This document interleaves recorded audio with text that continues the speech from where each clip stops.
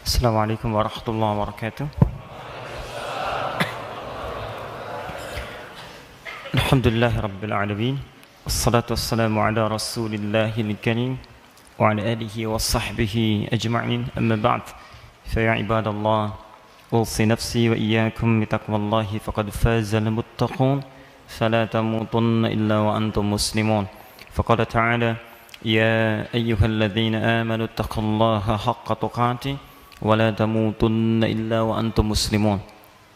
Saudara-saudariku dan pemirsa Akhir TV dimanapun Anda berada, alhamdulillah Allah masih berikan kesempatan pada kita semua untuk beribadah dan telah menunaikan salat maghrib berjamaah, khususnya dari Masjid Al-Ihsan Pondok Timur Mas PJS ini. Kita bermohon pada Allah Subhanahu wa taala semoga salat yang telah kita tunaikan diterima oleh Allah Subhanahu wa taala dengan penerimaan terbaik. Demikian saudara-saudariku dimanapun Anda berada yang belum mendapati waktu salat maghrib, kami juga bermohon pada Allah semoga Allah memberikan kelapangan pada Anda, melembutkan hati Anda untuk memaksimalkan kesempatan salat yang telah Allah anugerahkan pada malam hari ini.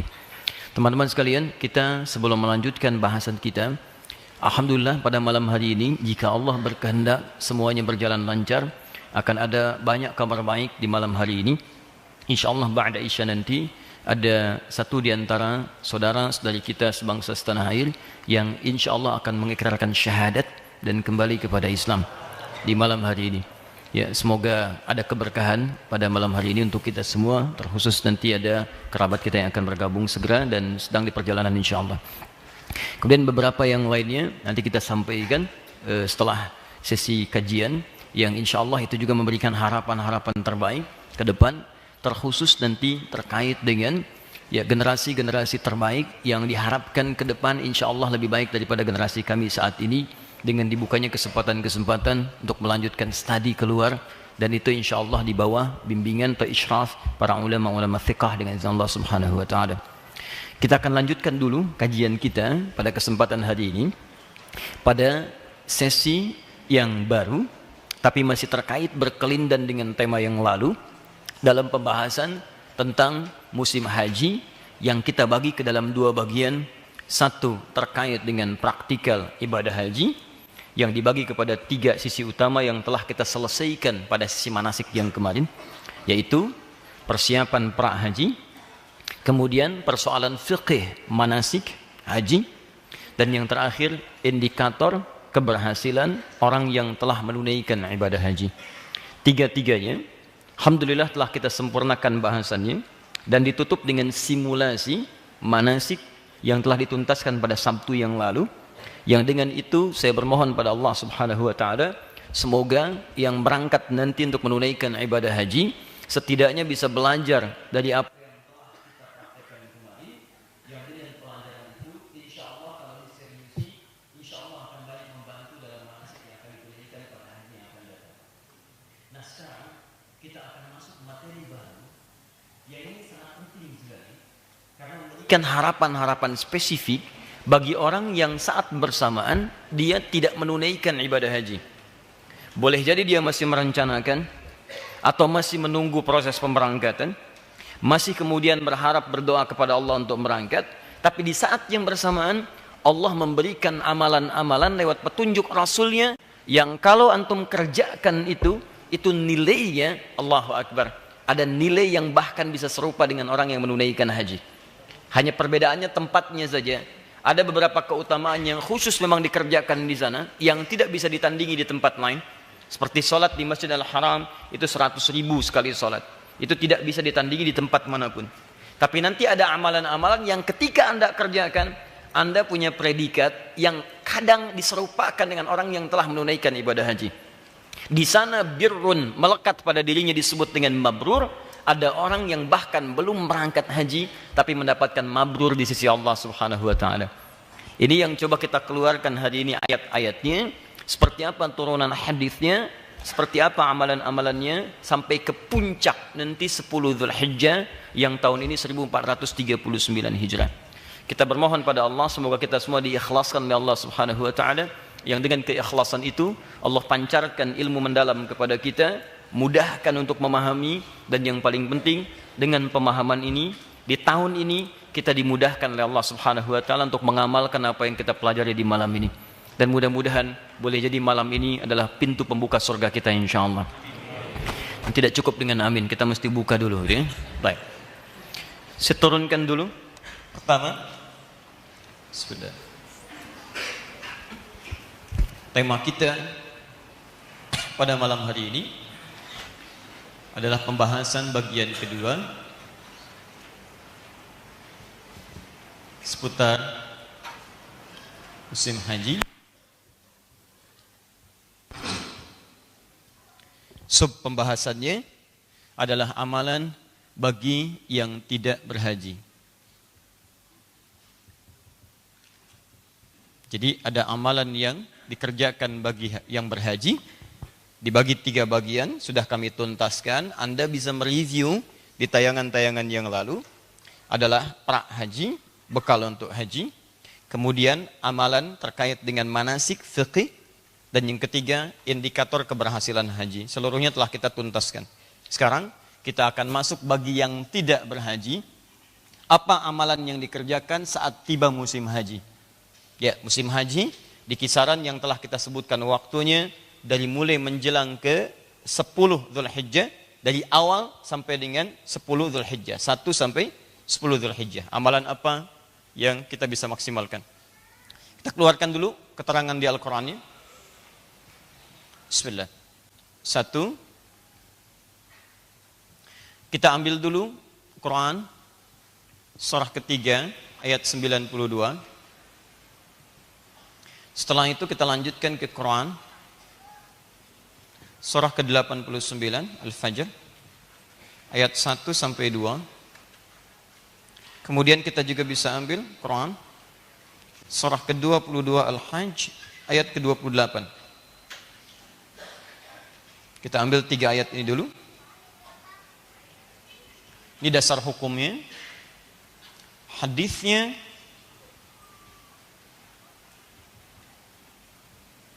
kita ambil pertama hadis riwayat Al-Bukhari. Hadis 969. Ditemukan juga di At-Tirmidzi dengan riwayat yang sama. Hadis 757.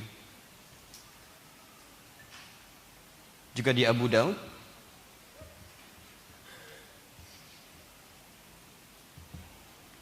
Kita ambil nomor hadis 2538. Ini redaksinya memiliki redaksi yang sama. Rawinya diriwayatkan oleh sahabat Ibnu Abbas. Nama aslinya Abdullah, anaknya Abbas radhiyallahu taala anhuma. Kualitas hadisnya, validitasnya sahih. Hadisnya sahih, jadi tidak banyak diperdebatkan.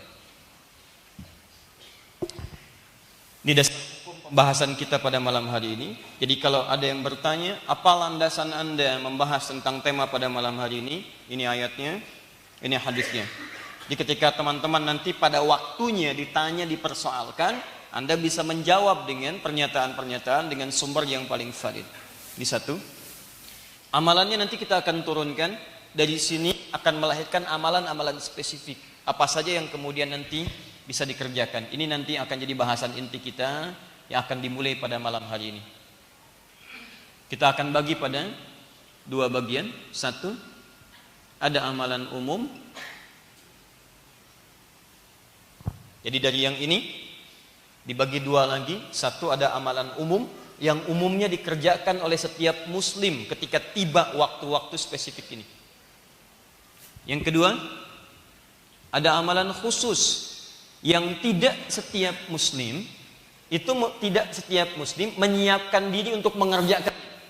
Saya tidak mengatakan, mohon maaf, saya tidak mengatakan tidak mengerjakan amalan ini atau tidak mampu mengerjakan amalan ini. Tapi yang paling kita ambil istilah yang paling tepatnya, tidak setiap muslim menyiapkan diri untuk mengerjakan amalan ini.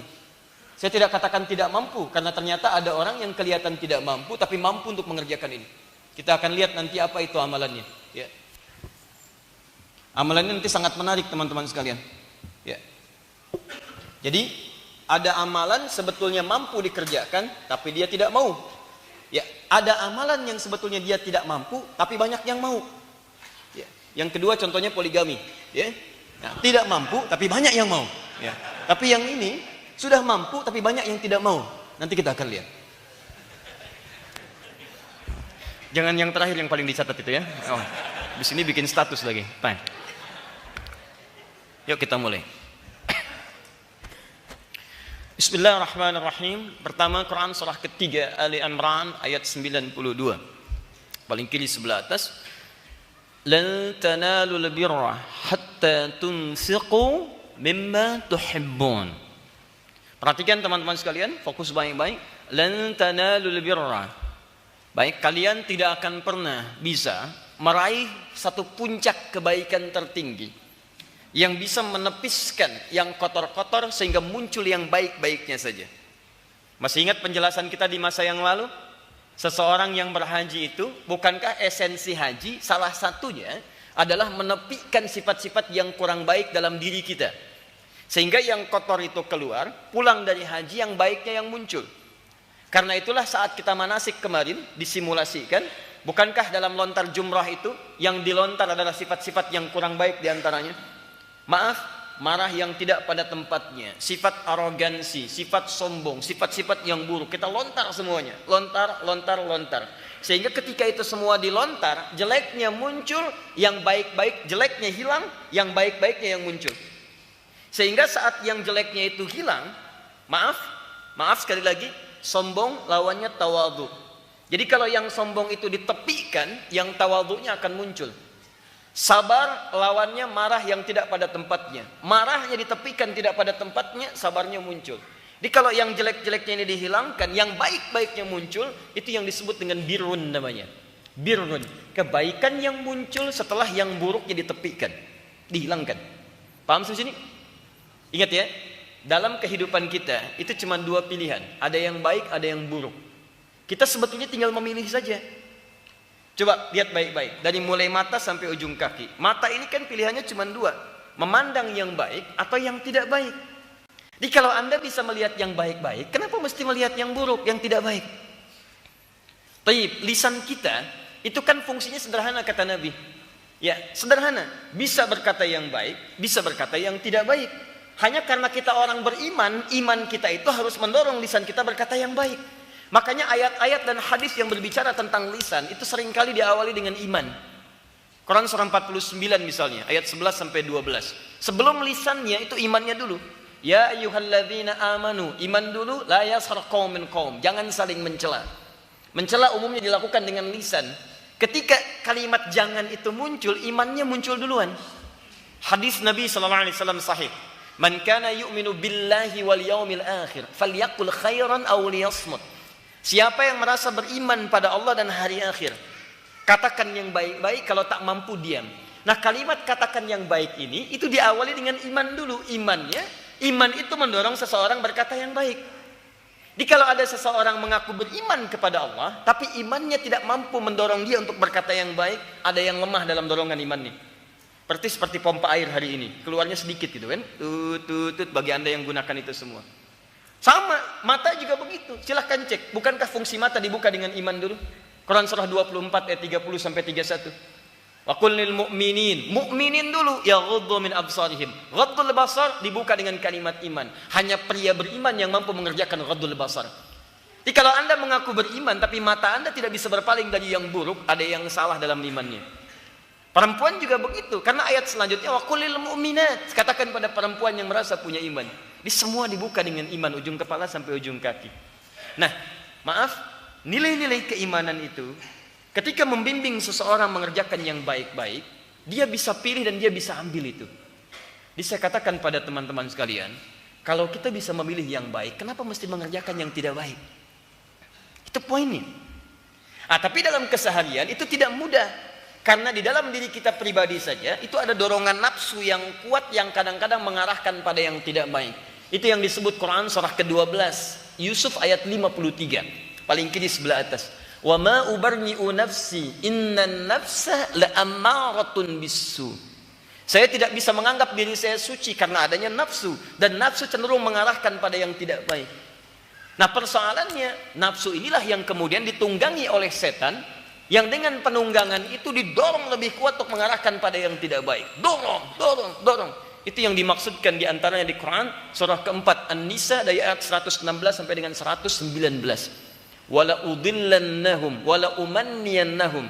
Ya Allah, berikan kesempatan kepadaku untuk mengambil bagian dari sisi manusia, nasiban mafruḍa, nafsunya. Saya akan tunggangi itu untuk menyesatkan manusia. Saya akan buat dia berangan-angan.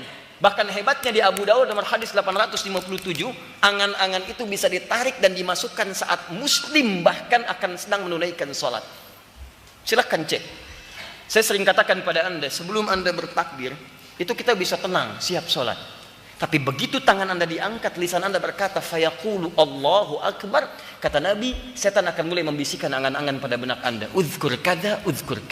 Ingat ini, ingat itu. Jadi Anda bahkan bisa mengingat apa yang tidak ingin Anda ingat saat Anda mulai bertakbir. Tidak percaya nanti Isya, silahkan cek. Begitu Anda mulai bertakbir, Allahu Akbar, muncul semua Pak. Bahkan apa yang saya sampaikan sekarang, itu Anda bisa muncul. Kata Ustadz Adi, awas tuh, ada setan yang mengganggu. Padahal itu setan. Nama saya dibawa sama dia. Betul, hatta la yash'ural musalli kam rak'atan yusalli. Sampai orang salat ada yang tidak sadar berapa rakaat sedang menunaikan salatnya. Itu poin terpentingnya. Nah, sekarang persoalannya kita punya sekarang satu bahasan, bagaimana jika seseorang kemudian ingin mencoba menaklukkan sisi yang tidak baiknya sehingga muncul yang baik-baiknya. Dia tekan nafsunya, dia naikkan lawan dari nafsu. Di nanti puncak-puncak yang baik-baik ini kalau sudah berkumpul turunannya disebut dengan takwa namanya. Yuk kembali sini supaya lebih paham. Saya ingin membuat sebuah urutan, perhatikan bagannya dengan baik untuk lebih memudahkan kita memahami. Ibu kelihatan sebelah sini? Belum saya tulis. Luar biasa. Perempuan soleha belum ditulis sudah kelihatan. Baik. Sini nih. Ini manusia.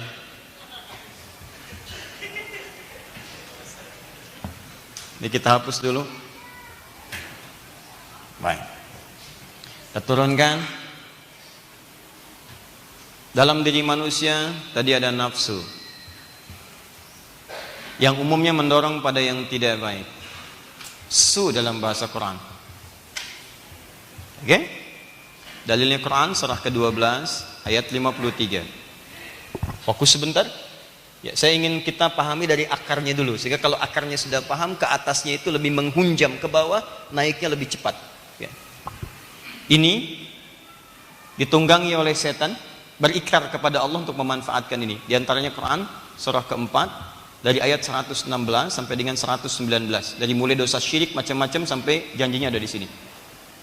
Kemudian turunkan ke bawah lagi. Fokus. Nah ini yang tidak baik ini kita punya peluang untuk menepikannya. Lempar. Ya. Kalau dalam musim haji kemarin kita bahas, ilustrasi gambaran amalannya secara ritual digambarkan dengan lontar jumrah. Yang jelek-jelek di nafsu ini lempar sehingga muncul yang baiknya. Paham sampai sini? Baik, ketika kita melontar yang tidak baik ini, yang ada dalam nafsu, sifat-sifat tidak baiknya lontar, muncul kemudian yang baik, maka disebut dengan birrun namanya, albir. Ini. Paham sampai sini? Contoh. Ini saya garisi. Di sini ada sombong, tidak baik. Apa lawan dari sombong? Tawadhu, rendah hati. Tawadhu. Saya lempar ini, potensi untuk sombong saya tekan, lempar ke bawah, ditepikan ke bawah. Maka ketika yang ini turun, ini pasti akan naik. Jelas ya? Nah, orang yang berhasil hajinya, sifat jeleknya akan dia lempar, sehingga ketika dilempar, yang baiknya naik. Kalau sifat-sifat yang baik ini kemudian melekat pada diri seseorang, maka berubah kalimatnya dari birrun jadi mabrurun. Mabrur, sifat birnya sudah melekat pada objek, pada diri seseorang. Maka berubah nama dari birrun jadi apa? Mabrurun. Dari sini muncul istilah haji mabrur. Haji yang mampu dengan segala pendidikan ritual yang dikerjakan di dalamnya, menjadikan orang yang berhaji melepaskan sifat jeleknya, pulang membawa sifat-sifat baiknya. Itu yang disebut dengan haji mabrur. Kalau dipertahankan sampai dengan wafat, maka jaminannya surga. Al-hajjul mabruru laisa lahul jazaa illal jannah. Selesai. Nah, kalau ini berkumpul semua sifat mabrurnya, tawadhu, sabar, berkumpul qanaah, semua berkumpul, maka kumpulan sifat birrun ini kumpulannya disebut dengan takwa namanya. Nih, tolong catat ini karena ini dasar yang paling penting. Kumpulan sifat birrun disebut apa namanya? Takwa.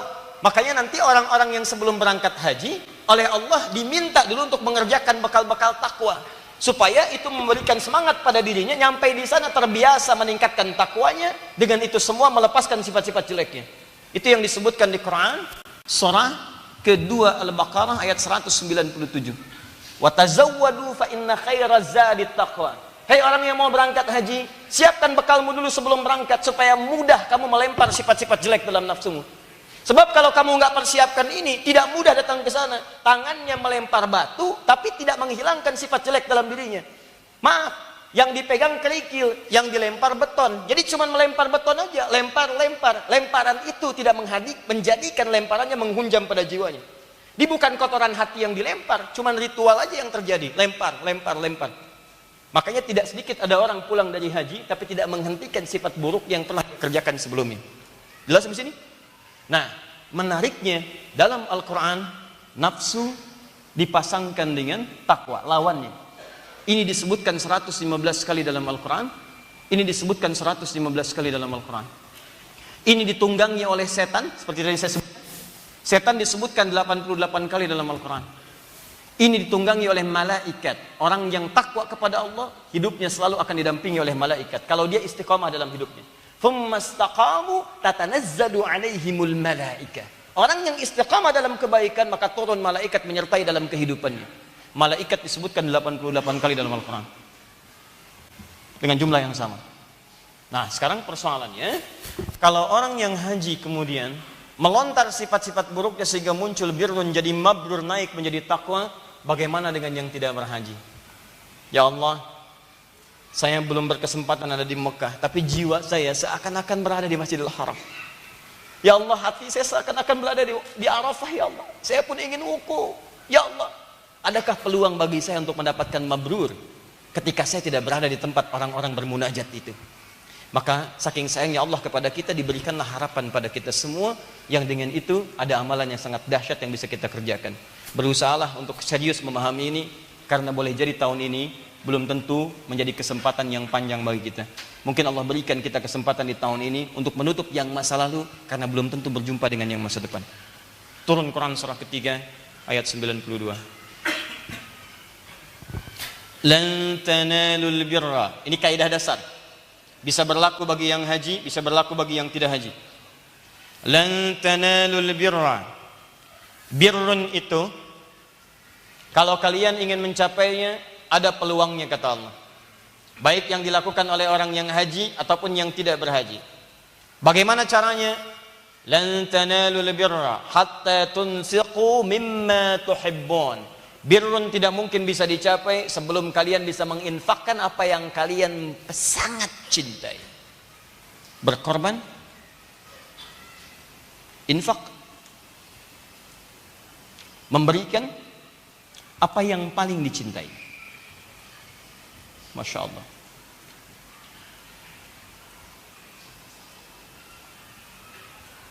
Tahan. Alhamdulillah. Lihat kaidah awalnya. Birrun itu bisa dicapai. Birrun bisa dicapai kalau Anda mampu menginfakkan, mengeluarkan apa yang sangat Anda cintai. Orang haji berpeluang mendapatkan birrun kalau dia persiapannya bisa mengeluarkan apa yang paling dia cintai. Maaf, waktunya yang kadang dia gunakan misalnya untuk bekerja, untuk beraktivitas, dia tepikan itu semua untuk menghadap Allah Subhanahu wa taala saja. Hartanya, ada yang kemudian, mohon maaf, orang ngumpul-ngumpulkan kebun, nanam-nanam pohon, dia justru berinvestasi dengan kebunnya supaya mendapatkan ongkos hajinya. Ada yang kemudian mengumpulkan sawah dengan beraneka ragam hal yang bisa dibentuk di dalamnya. Ada yang nanam beras, ada yang bikin ini, bikin itu. Dia justru beli sawah dari sejak kecil untuk berinvestasi supaya berangkat mendapatkan ongkos hajinya.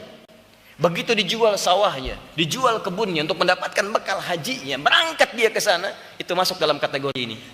Kalau benar kemudian disusun dengan amalan-amalan yang diridhoi oleh Allah Subhanahu wa taala. Seperti kita bahas kemarin.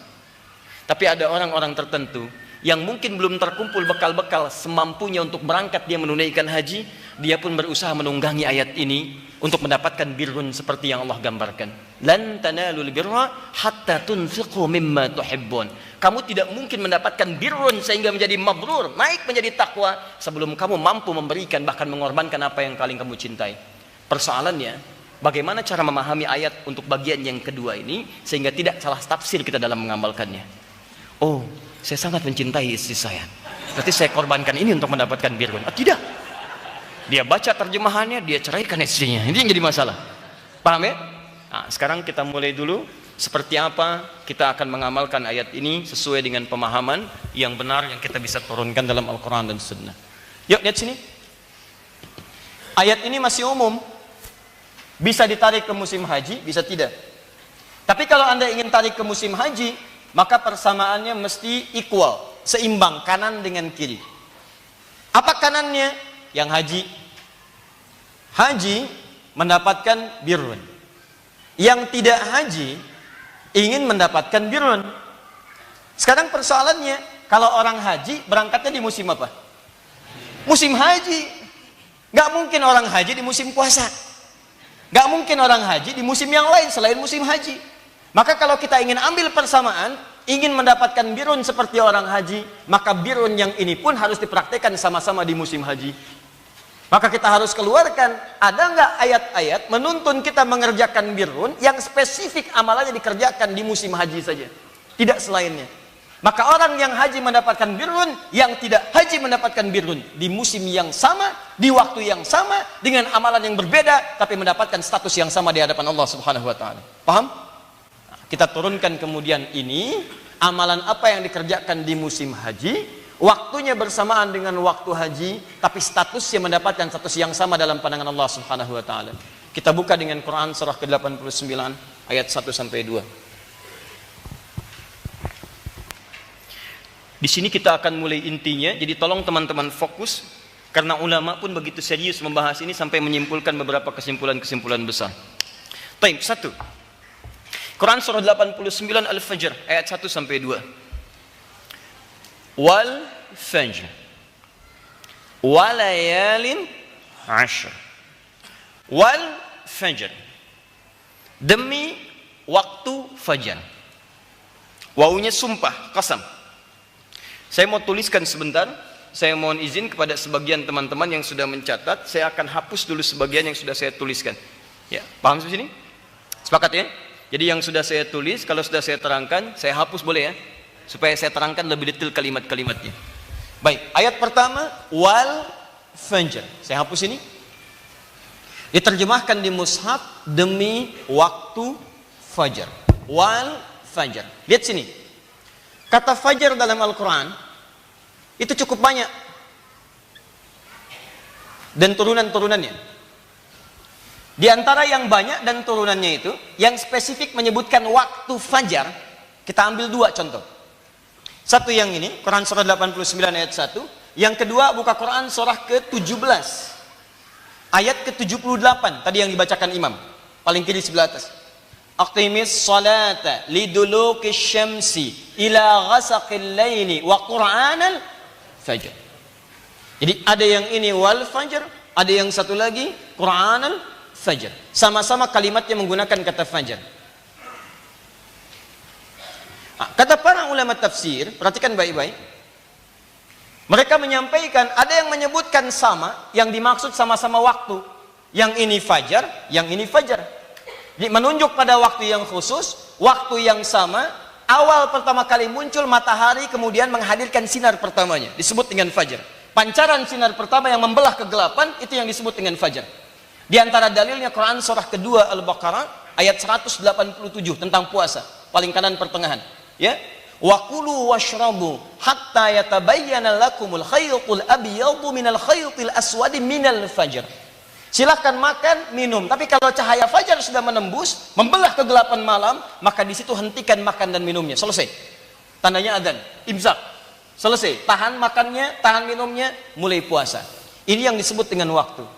Tapi yang paling menarik, kata para ulama tafsir, ada perbedaan antara fajar di sini dengan fajar yang di sini. Kalau fajar yang di sini, ini hanya menunjuk pada waktu-waktu spesifik saja yang tiap hari kita dapatkan, yang disebut dengan subuh itu. Waktu awal sinar matahari memasuki subuh.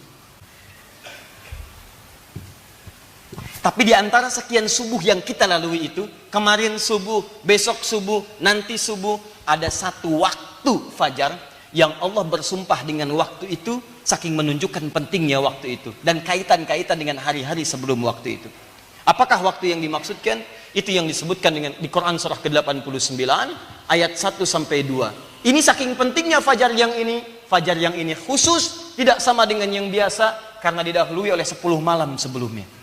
10 malam. 10 malamnya istimewa. Siang dan malamnya. Di 10 hari. Malamnya ada 10. Harinya kemudian masuk juga 10. Malam sebelumnya disebut 10 malam. Harinya 9 hari sebelumnya. Dan hari ke-10-nya dimulai dengan fajar yang ini. Ulang. Karena ini ada wajah muncul bingung di wajah-wajah Anda. Lihat sini. Saya sederhanakan. Kalau yang ini, fajar tiap hari. Fajar. Paham tuh di sini? Kalau yang ini fajar khusus. Hanya terjadi sekali dalam setahun. Nah, apa tandanya fajar yang khusus ini? Dia akan diawali dengan 10 malam sebelumnya. Ada 10 malam sebelumnya, yang malam ke-10-nya, di hari ke-10 itu yang dimaksud dengan fajar yang ini. Paham? Baik. Jadi setahun sekali, datangnya cuma sekali setahun. Sebelumnya ada 10 malam, ada 9 hari sebelumnya, ditambah dengan hari yang ini, jadi 10 hari. Di 9 hari sebelum ini, dengan ini 10 hari, sebelum datang fajar yang ini, ada 10 malam. Malam pertama, malam kedua, malam ketiga, sampai malam ke-10, lewat setelah malam ini, muncullah kemudian fajar yang ini. Di hari ke-10. Paham? Saking pentingnya fajar yang ini, Allah sampai bersumpah dengan keutamaannya. Digunakan kemudian wawu qasam. Wawu menunjuk sumpah. Saya bersumpah demi waktu fajar. Kata sebagian penafsiran para ulama, fajar yang dimaksudkan, kata sebagian tafsir, saya bersumpah ada satu fajar yang berulang 1 kali dalam setahun. Saking pentingnya, dia akan diawali dengan 10 malam sebelumnya, yang itu punya keutamaan tersendiri beda dengan malam-malam yang lainnya. Makanya setelah ayat ini disebutkan, muncul ayat keduanya. Wal fajri walayalin ashr. Wal fajri walayalin ashr. Kalau berhenti di fajarnya, i-nya dibuang. Wal fajr walayalin ashr. Demi waktu fajar yang punya keutamaan tersendiri, yang diawali dengan 10 malam yang istimewa juga. Nah, 10 malam ini dengan fajar di hari ke-10-nya, ini yang diisyaratkan kemudian oleh para ulama melalui sabda Nabi sallallahu alaihi wasallam, tercantum dalam hadis riwayat Al-Bukhari nomor hadis 969 dan turunan hadis-hadis ke bawahnya. Kita mesti bertanya kepada Allah, ya Allah, apa yang dimaksud 10 malam ini? Kapan waktunya? Apa yang dimaksud dengan waktu fajar di sini? Bagaimana amalannya? Maka kita mesti bertanya kepada seseorang yang diutus oleh Allah untuk menerangkan kalimat-kalimat Quran. Maka muncullah keterangan itu di hadis riwayat Ibnu Abbas radhiyallahu taala anhuma dalam Sahih Al-Bukhari nomor hadis 969 dan turunan hadis-hadis yang lainnya. Saya bacakan hadisnya. Qala Rasulullah sallallahu alaihi wasallam. Qala, disampaikan oleh sahabat Ibnu Abbas radhiyallahu taala anhuma, beliau mengatakan Rasulullah SAW pernah bersabda, "Ma min ayyamin al-'amalu salihu fiha ahabbu ila Allahi min hadhil ayyamil ashri." Qalu ya Rasulullah, walal jihadu fi sabilillah? Qala walal jihadu fi sabilillah illa rajulun kharaja bi nafsihi wa malihi wa lam yarji' min dzalika bisyai'. Hadis sahih. Apa arti dari semua itu? Kita akan terjemahkan setelah menunaikan salat Isya berjamaah insyaallah. Subhanakallahumma wa bihamdika asyhadu an la ilaha illa anta astaghfiruka wa atubu ilaik. Assalamualaikum warahmatullahi wabarakatuh.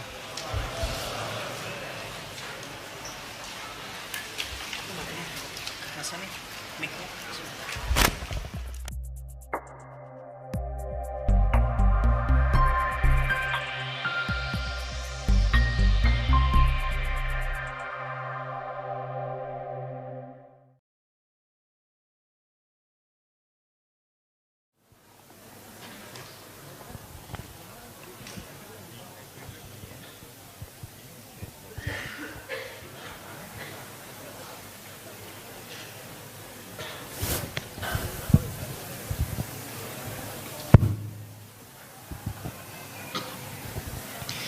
Bismillahirrahmanirrahim. Assalamualaikum warahmatullahi wabarakatuh.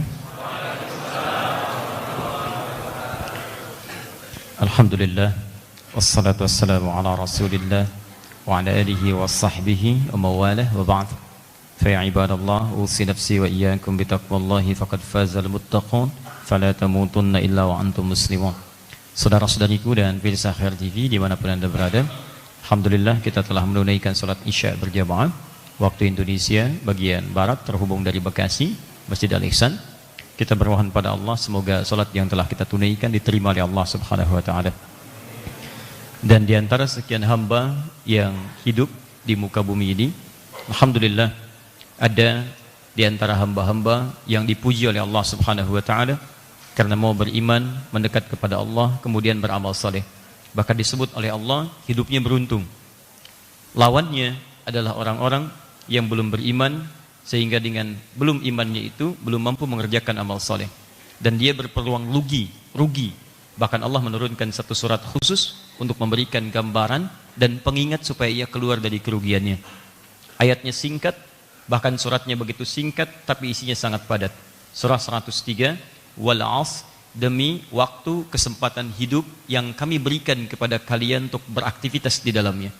Innal insana lafi khusr, tapi setiap manusia berpeluang rugi kalau tidak memanfaatkan waktu ini untuk beraktivitas seperti yang Allah kemudian ridhai. Siapa di antara orang rugi itu dan yang selamat dari kerugian? Kata Allah, pertama, illal ladzina amanu. Orang yang bisa selamat dari kerugian adalah orang yang beraktivitas dengan imannya. Artinya, selama 24 jam dia hidup, dari bangun tidur sampai tidur lagi, ada melekat iman di dalamnya. Jikalau seseorang kemudian hidup tanpa iman dalam dirinya, maka oleh Al-Quran disebut sebagai manusia yang tanpa sadar menjalani kerugian dalam hidupnya. Dia merasa beruntung saat di dunia, tapi ada kehidupan lain setelah di dunia yang bekal kebaikan di alam itu hanya dibawa dengan imannya saja, tidak pada yang lainnya. Kalaulah bekal itu bisa dibawa dengan harta, tentu orang akan membawa hartanya sampai ke kuburannya. Tapi sampai saat ini ada orang yang punya rumah luas tapi tidak dikubur dengan rumahnya. Ada orang punya mobil banyak tapi tidak dikubur dengan mobilnya. Bahkan ada orang punya handphone yang sangat disukai tapi tidak dikuburkan dengan handphonenya, karena hanya imannya akan dibawa. Karena itulah kalimat yang mengatakan telah meninggal dunia. Artinya semua yang terbawa dalam urusan dunia akan ditinggalkan oleh manusia yang dimaksudkan. Yang dibawa hanya imannya saja. Tapi maaf, sifat Allah sangat sayang dengan hambanya. Di antara sekian yang belum beriman itu, Allah berikan petunjuk supaya dengan petunjuk itu bisa mengambil petunjuk Allah sehingga menghadirkan iman dalam dirinya. Muncullah Quran surah ke-29 ayat 69. Walladzina jahadu fina lanahdiyannahum subulana. Orang-orang yang serius ingin mengambil petunjuk dari kami akan tunjukkan jalan kembali supaya mendapatkan nilai-nilai keimanan yang telah kami siapkan. Ada petunjuk dengan mata, ada petunjuk dengan telinga, yang didengar, yang dilihat, juga ada petunjuk dari akal yang difikirkan. Alhamdulillah, dari sekian petunjuk yang Allah berikan itu, malam ini ada yang menyentuh saudara kita yang dalam nama yang tertera di KTP beliau, kemudian disampaikan kepada kami, namanya Chris Ferdian. Tempat tanggal lahir Jakarta 29 Mei 1993. Dari? Baik. Jenis kelamin laki-laki, jelas ya? Baik, kelihatan. Laki-laki ya? Baik. Karena kadang sekarang sering kita saksikan agak sulit dibedakan di beberapa tempat. Ada yang kelihatan perempuan ternyata laki-laki, ada yang kelihatan laki-laki ternyata perempuan. Bahkan ada yang ditangkap oleh polisi malam-malam diinterogasi. Kamu namanya siapa? Nia apa? Siapa? Nia apa? Nama panjangnya? Kurniadi. Nah, ini tidak ya? Chris Ferdian. Baik. KTP tertera agama terdahulunya dari Kristen, alamat Jalan Rawa Kuning, RT 9 RW 7 Pulau Gebang, Cakung, Jakarta Timur. Baik, beliau alhamdulillah malam ini ingin berikrar untuk kembali menghadirkan keimanan dalam jiwanya, memeluk Islam. Tapi mohon izin Mas Chris Ferdian, saya harus pastikan dulu ada 3 syarat utama dalam Islam, tercantum langsung dalam Al-Quran, disampaikan langsung oleh Allah. Ini tidak main-main. Dengan 3 hal kemudian bisa dibenarkan syahadatnya atau kemudian syarat berislamnya. Baik, 3 ini saya akan pastikan dulu. Boleh dipegang mic-nya. Dan nanti tolong dipastikan dijawab satu-satu. Dan ini mohon izin menjadi pedoman bagi kita semua, terutama teman-teman kalau ada yang masuk Islam, tolong dipastikan 3 hal ini. Baik. Pertama, sebelum saya sampaikan dulu 3 hal ini, saya ingin pastikan 2 yang mendampinginya supaya jelas nanti siapa beliau berdua ini dan apa pengaruhnya kepada teman kita yang akan masuk Islam. Untuk namanya siapa? Imam. Baik. Imam ada Imam Syafi'i, Imam Malik. Imam Suryono. Baik. Status hubungan dengan Mas Kris? Teman. Baik. Teman baik? Alhamdulillah. Antum? Aprijal. Baik. Status hubungannya? Teman dekat. Ini teman baik, ini teman dekat. Baik. Nah, teman dibagi 3 ya. Teman baik, teman dekat, teman tapi mesra. Ya, 3. Baik. Ya sudah ya. Baik. Nanti tolong dipastikan ya. Nanti setelah bersyahadat dan kita akan masuk pada sesi yang penting. Jadi mohon ada kedalaman untuk memahami dan keseriusannya. Pertama, bagi kita semua yang muslim, ketentuan pertama di Quran surah kedua Al-Baqarah ayat 256. Paling kiri sebelah bawah, la ikraha fid din. Mas Kris, mohon izin yang pertama di kami, barangkali mohon izin ini hanya ditemukan sampai saat ini dalam Islam. Tertuang langsung dan difirmankan langsung oleh Allah. La ikraha fid din. Tidak boleh memaksa orang untuk memasuki Islam. Tidak boleh memaksa orang untuk berislam. Ad-din di sini yang dimaksud Islam. Ditafsirkan di Quran surah ketiga ayat 19. Inna dina indallahil Islam. Yang dimaksud dengan din itu Islam. Jadi syarat pertama, kata Allah, Tuhan kami, Tuhan kita, dan Tuhan semua alam semesta di sini, baik manusia, jin, dan yang seluruhnya, mohon izin maaf, tidak boleh memaksa orang masuk Islam. Saya harus pastikan apakah Mas Kris pada malam ini berniat masuk Islam, ada paksaan atau tidak? Tidak ada paksaan. Dari imam? Tidak. Dari Apri? Tidak. Nah, mohon maaf, paksaannya pun tidak boleh halus, apalagi kasar. Misal, maksa orang misalnya untuk ngasih Indomie supaya masuk Islam. Datang ke pelosok-pelosok, nawarin Indomie, bawa sarung, masuk Islam itu nggak boleh. Haram hukumnya, dan Anda berdosa. Apalagi Anda bawa senjata tajam misalnya, atau menggunakan bom macam-macam, masuk Islam, kalau enggak saya tusuk, ya, itu dosa. Anda berdosa. Karena itu jangan pernah percaya siapapun termasuk saudara-saudariku yang Anda mungkin belum beriman, belum masuk Islam, saya berdoa supaya Anda mendapatkan hidayah. Jangan percaya pada orang Islam yang mengancam Anda atau memberikan iming-iming supaya masuk Islam. Karena dalam Islam tidak boleh memaksa.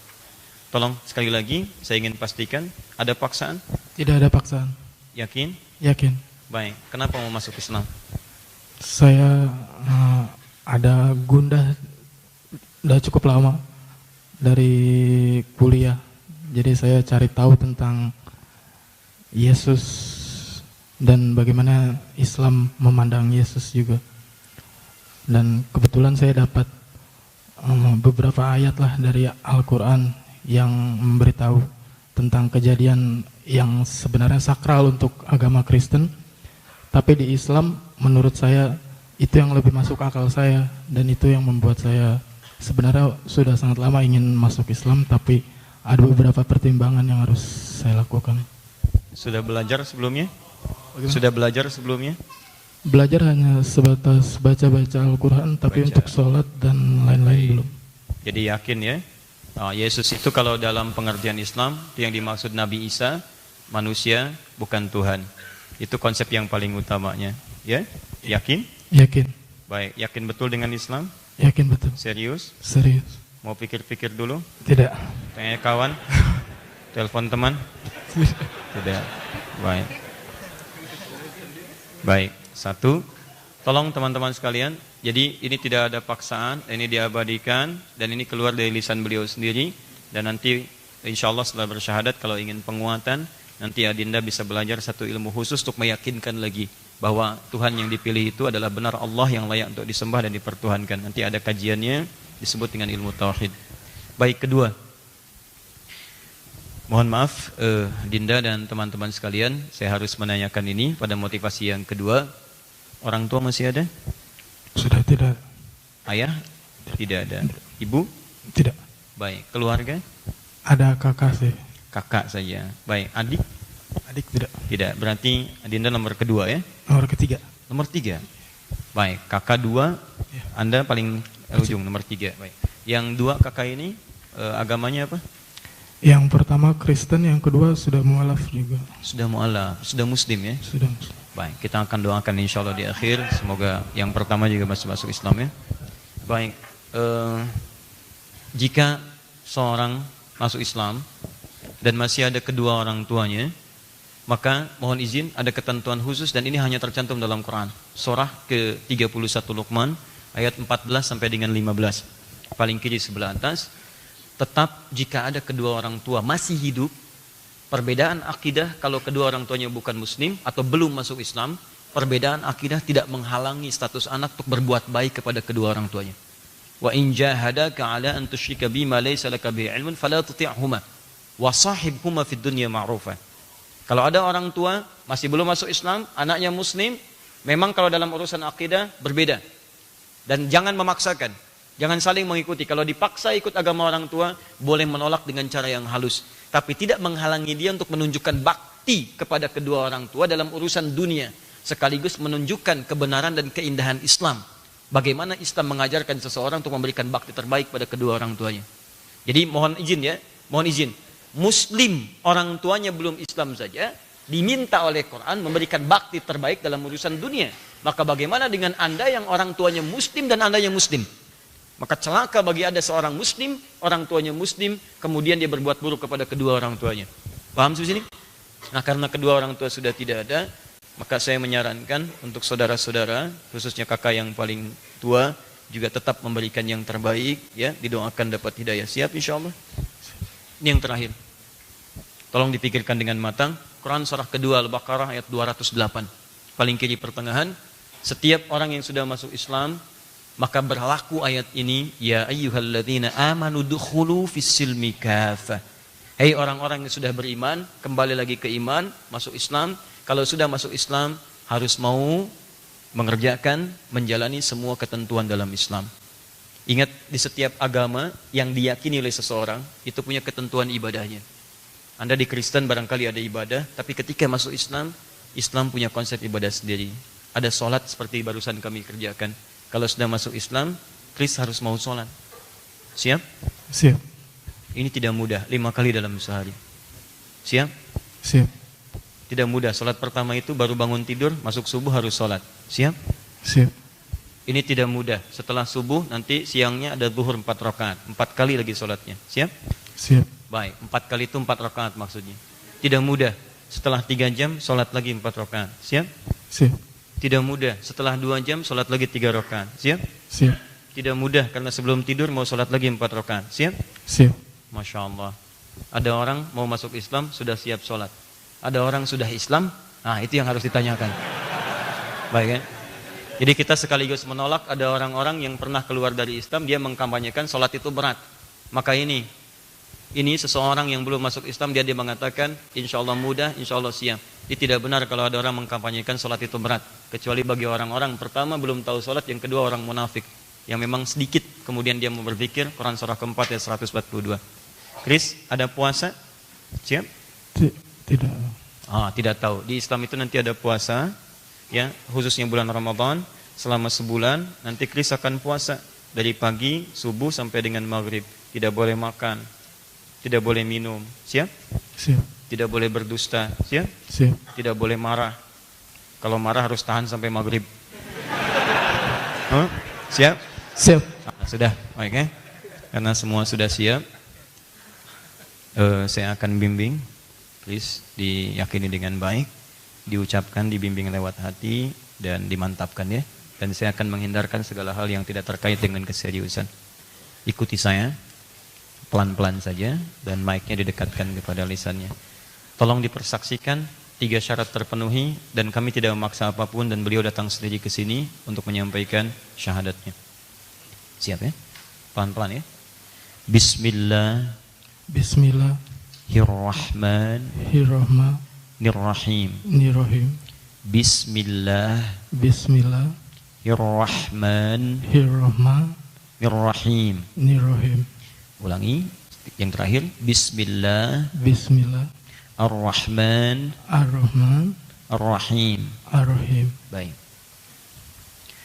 Asyhadu, Asyhadu, asyhadu asyhadu alla alla ilaha ilaha illallah illallah wa wa asyhadu asyhadu anna anna Muhammadan Muhammadan Rasulullah. Rasulullah. Saya Saya dengan sesungguhnya bersaksi bahwa bahwa tidak ada Tuhan yang layak lain untuk disembah dan dan diibadahi kecuali hanya hanya Allah. Allah, Dan saya bersaksi dengan sesungguhnya bahwa Nabi Muhammad adalah utusan Allah yang terakhir. Alhamdulillahirabbil alamin. Kita berdoa sejenak ya. Mudah-mudahan Allah berikan keberkahan dan kita doakan kakak beliau nomor 1 juga insyaallah mendapatkan hidayah dari Allah Subhanahu wa taala. Bismillahirrahmanirrahim. Alhamdulillahirabbil alamin arrahmanir rahim maliki yaumiddin iyyaka na'budu wa iyyaka nasta'in ihdinas siratal mustaqim siratal ladzina an'amta 'alaihim ghairil maghdubi 'alaihim waladdallin.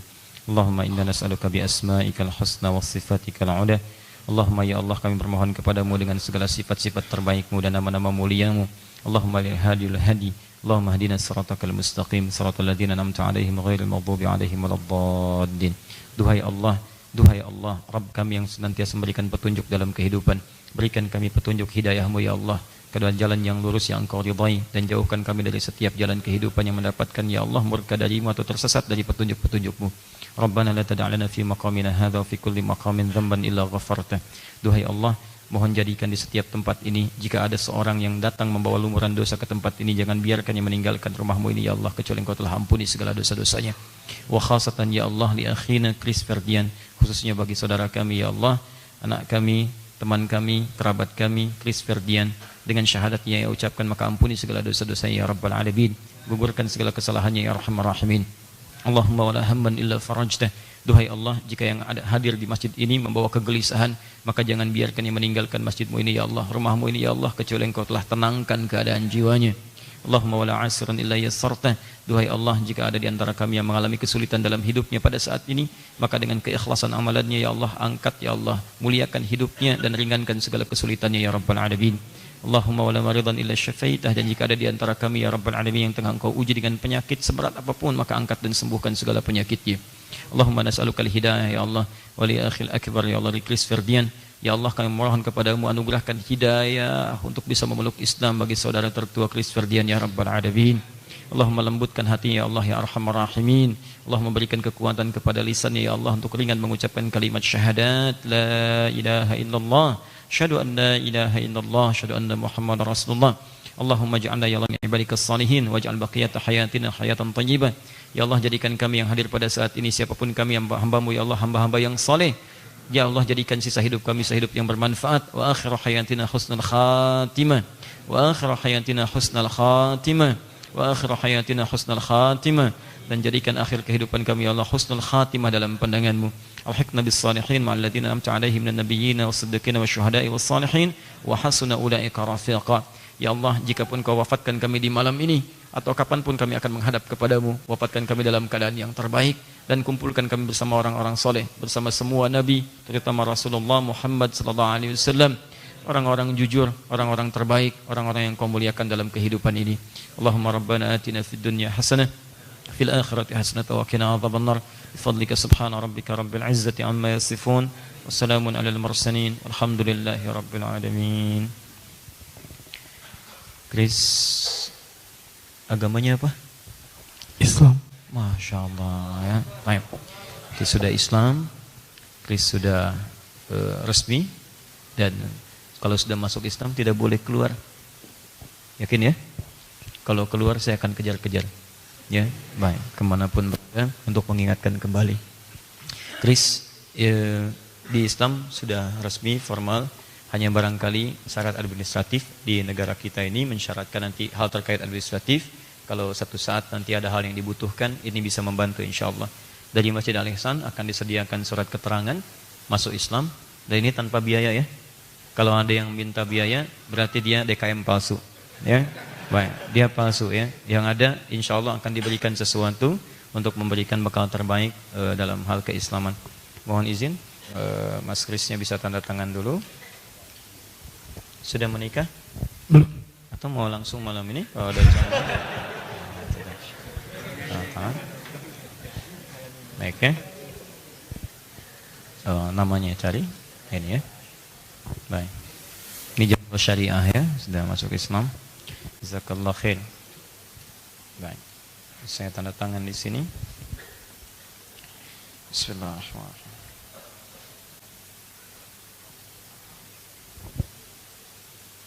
Pak Ketua DKM hadir? Baik. Tidak boleh Pak, tidak boleh hadir saja, tidak boleh tanda tangan saja. Tolong dibantu dulu, diberikan untuk memudahkan ibadahnya. Baik, ini langsung dari Masjid Al-Ihsan, diserahkan Pak Ketua DKM saja ya. Sebentar, Masya Allah. Ini Pak secara simbolis pecinya. Oh, jangan digitukan Pak, dipakaikan aja. Masya Allah. Jazakallah khair, Masya Allah. Ya, jazakallah khair. Silakan Pak, resmi tanda tangan.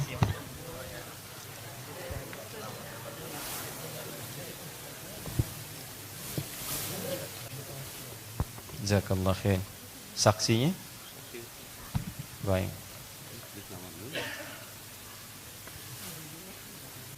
Kenapa Kris yang syahadat imam yang keringetan? Apri?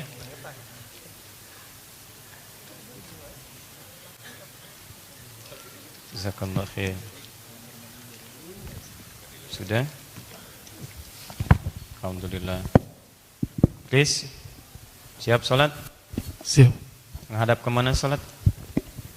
Sholat menghadap kemana? Ke kiblat. Ke kiblat, Masya Allah. Bagus. Kiblatnya di mana? Kiblatnya di mana? Di Mekah. Di Mekah. Tahu Mekah? Di Arab Saudi. Di Arab Saudi. Tahu tidak Arab Saudi? Tahu Mekah? Mekah ya. Tahu. Masya Allah. Sudah pernah ke sana? Belum saya. Kok tahu? Kan saya nggak boleh ke sana waktu itu. Oh, gimana kalau Kris Mudah-mudahan. mau ke sana?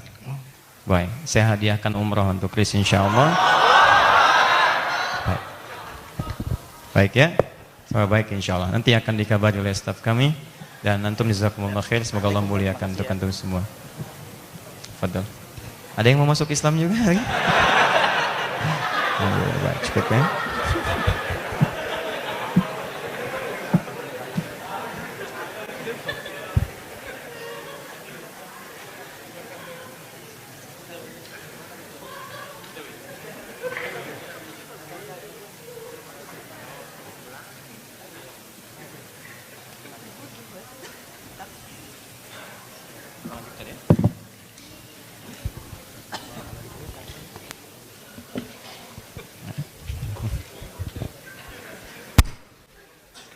Ya, kita lanjutkan ya. Kita masih ada waktu untuk melanjutkan ta'lim kita dan semoga Allah muliakan kita semua insyaallah teman-teman sekalian.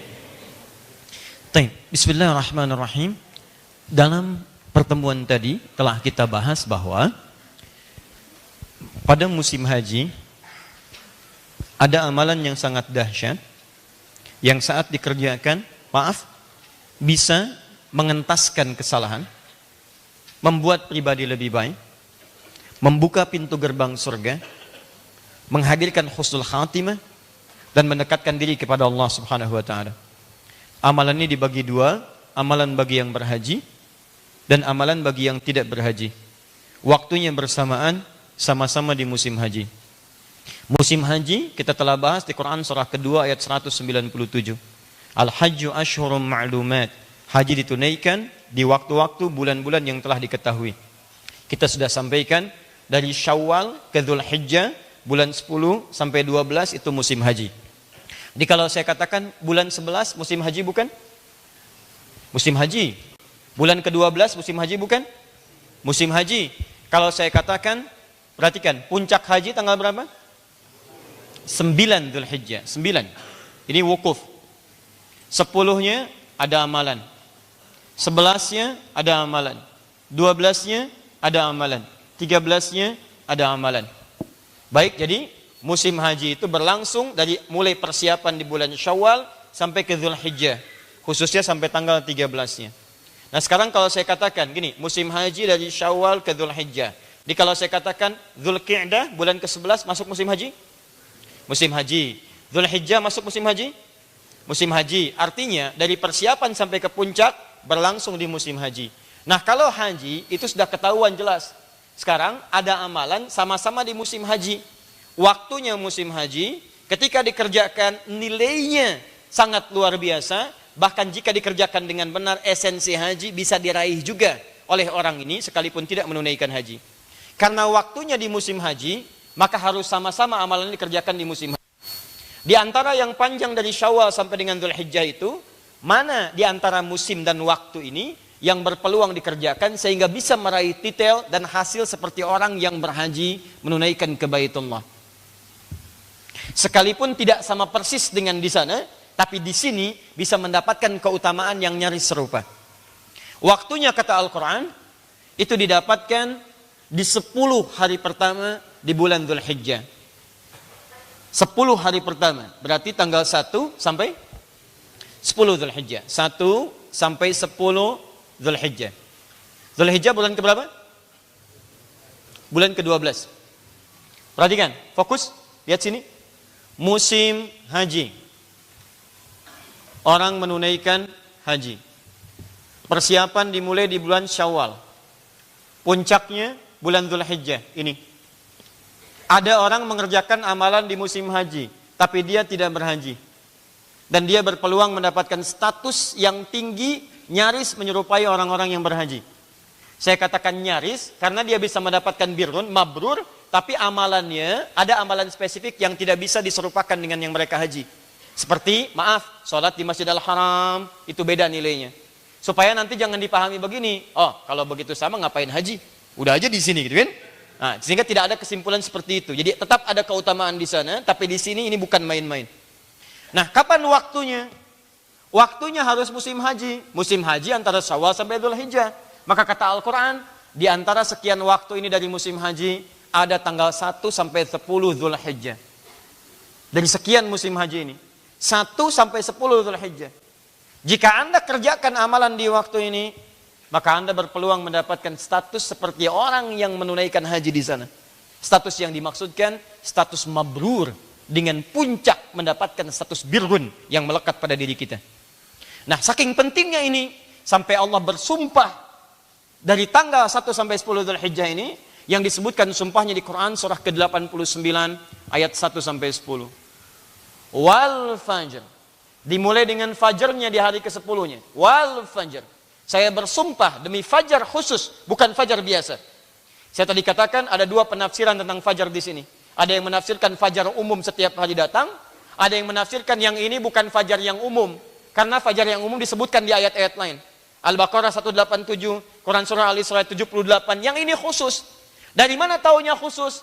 Disebutkan kalimat setelah ayat ini, walayalin nasyr, dan 10 malam sebelumnya, sebelum datang fajar yang ke-10 ini. Jadi saya bersumpah kata Allah, ada waktu fajar, datangnya cuma setahun sekali.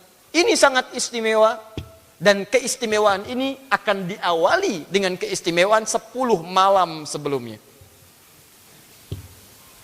Kalau 10 malam, berarti dari malam pertama, malam kedua, malam ketiga, sampai malam ke-10.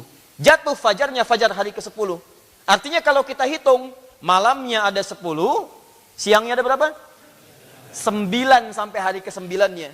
Tapi kalau ditambahkan dengan fajarnya, berarti masuk hari ke-10-nya. Artinya ada 10 malam, ada 10 siang.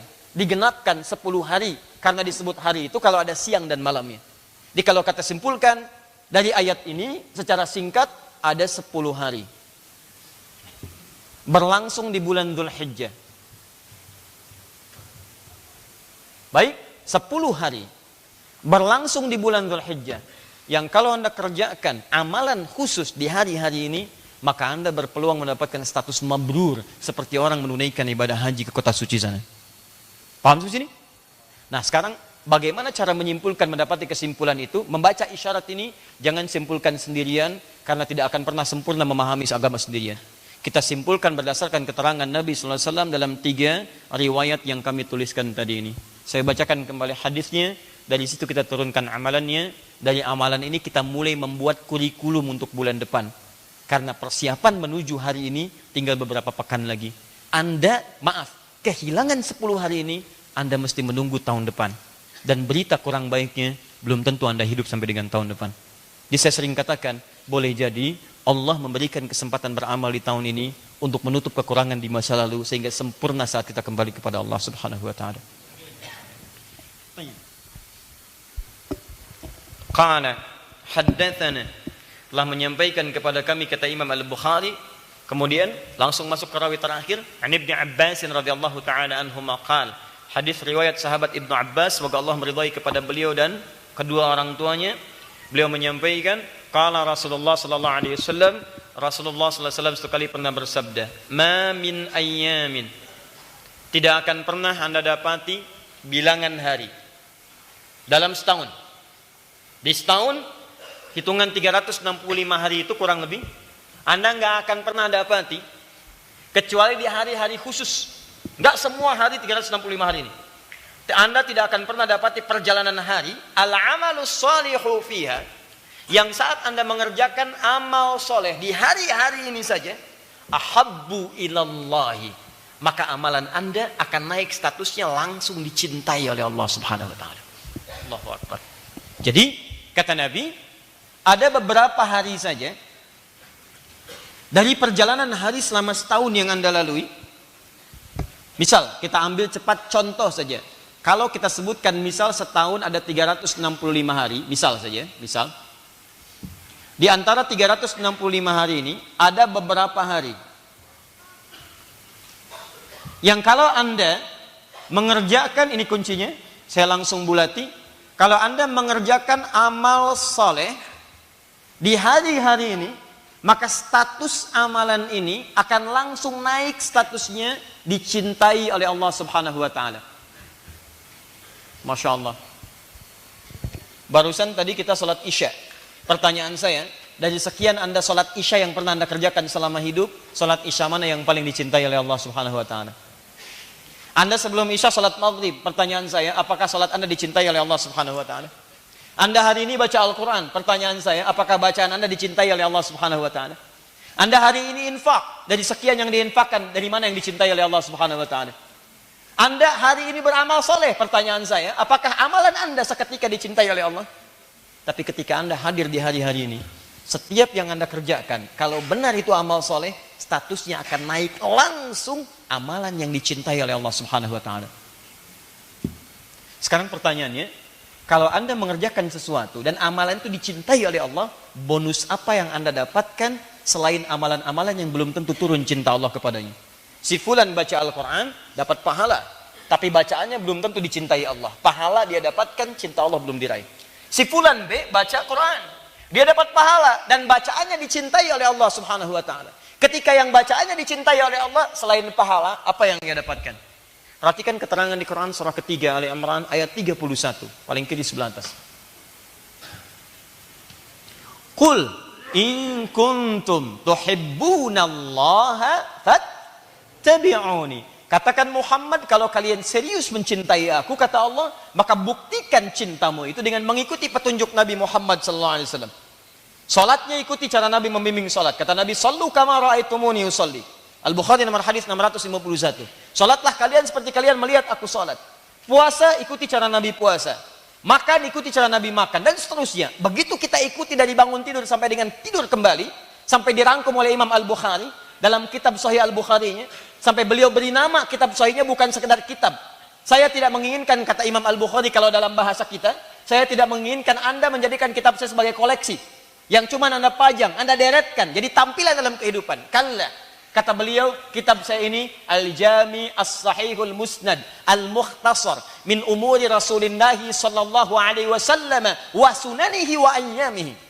Ini kitab berisi petunjuk kehidupan. Isinya sahih, bersumber dari Nabi SAW, bukan karya saya, bukan karangan saya. Langsung ke tujuan, tidak bertele-tele. Apa isinya?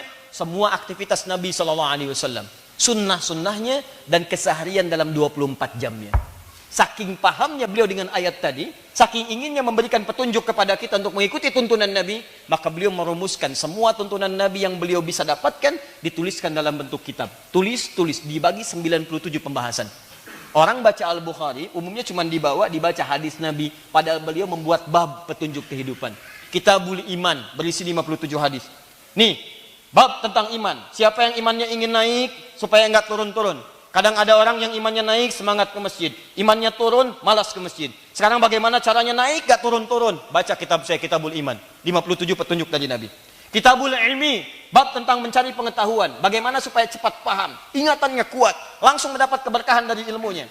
Ada orang belajar, maaf, pintar, tapi ilmunya gak berkah. Ilmunya hanya digunakan untuk menghasilkan mafsadat dalam kehidupan. Ada yang ilmu dunia, cuma menghancurkan kehidupan orang lain. Ada yang ilmu agama cuma dipakai untuk mencari kehidupan dunia. Yang ini tidak. Bahkan hebatnya ada petunjuk bisnis Kitabul Tijarah. Ada petunjuk menata pemerintahan Kitabul Imarah. Dan seterusnya. Dan seterusnya. Dan seterusnya. Ikuti Nabi. Maka ketika Anda ikuti, yuhbibkumullah. Anda berpeluang mendapatkan cinta Allah subhanahu wa ta'ala. Lihat sini. Saya buat persamaan. Untuk mendapatkan cinta Allah, kata Al-Quran, ikuti Nabi. Kata Nabi, lihat sini. Dari sekian yang banyak yang diikuti itu, saya berikan amalan yang singkat. Ketika Anda kerjakan di waktu-waktu ini, Anda langsung berpeluang mendapatkan cinta Allah. Lewat hadis tadi. Perhatikan hadisnya. Cuma ada beberapa hari Anda kerjakan amalan ini. Anda mungkin banyak mengikuti saya dari bangun tidur, tidur lagi. Bangun tidur, sampai tidur lagi. Setiap hari, 365 hari. Kalau mau singkat, padat, Anda gunakan cara yang cerdas. Cari beberapa hari ini, Anda kerjakan amalan di situ, seketika cinta Allah Anda dapatkan. Ketika Anda dapatkan ini, maka bonusnya, teruskan ayatnya. Wa yaghfir lakum dzunubakum. Ketika Anda kerjakan amalan itu, cinta Allah diraih, maka seketika Allah akan mengampuni semua dosa-dosa Anda. Semua dosa diampuni. Ini bonusnya. Orang yang dicintai oleh Allah, maka seketika hal pertama yang ia dapatkan bukan sekedar pahala, tapi Allah akan mengampuni semua dosa-dosanya. Dan itu nanti ada ukurannya, awas, hati-hati. Jangan Anda simpulkan bahwa saya mengerjakan amalan di hari-hari ini, seketika cinta Allah datang. Tidak.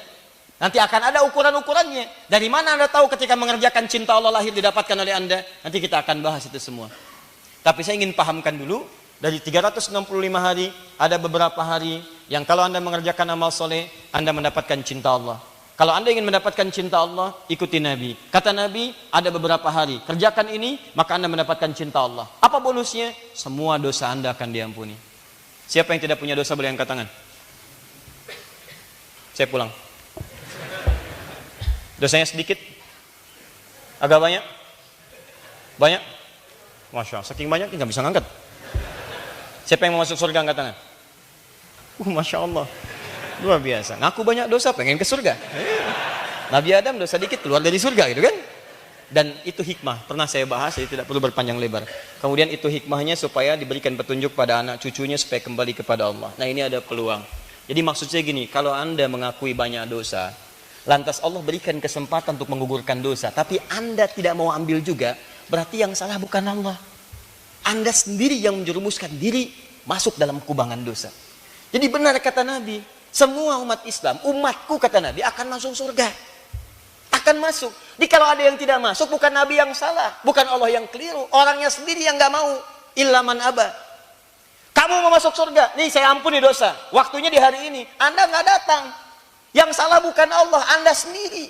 Bahkan amalnya dihadirkan dalam kehidupan kita, tapi tidak dikerjakan. Itu yang fatal. Nah sekarang kita cepat, ya Allah, kami ingin dapatkan amalan ini. Apa yang dimaksud beberapa hari ini? Teruskan hadisnya.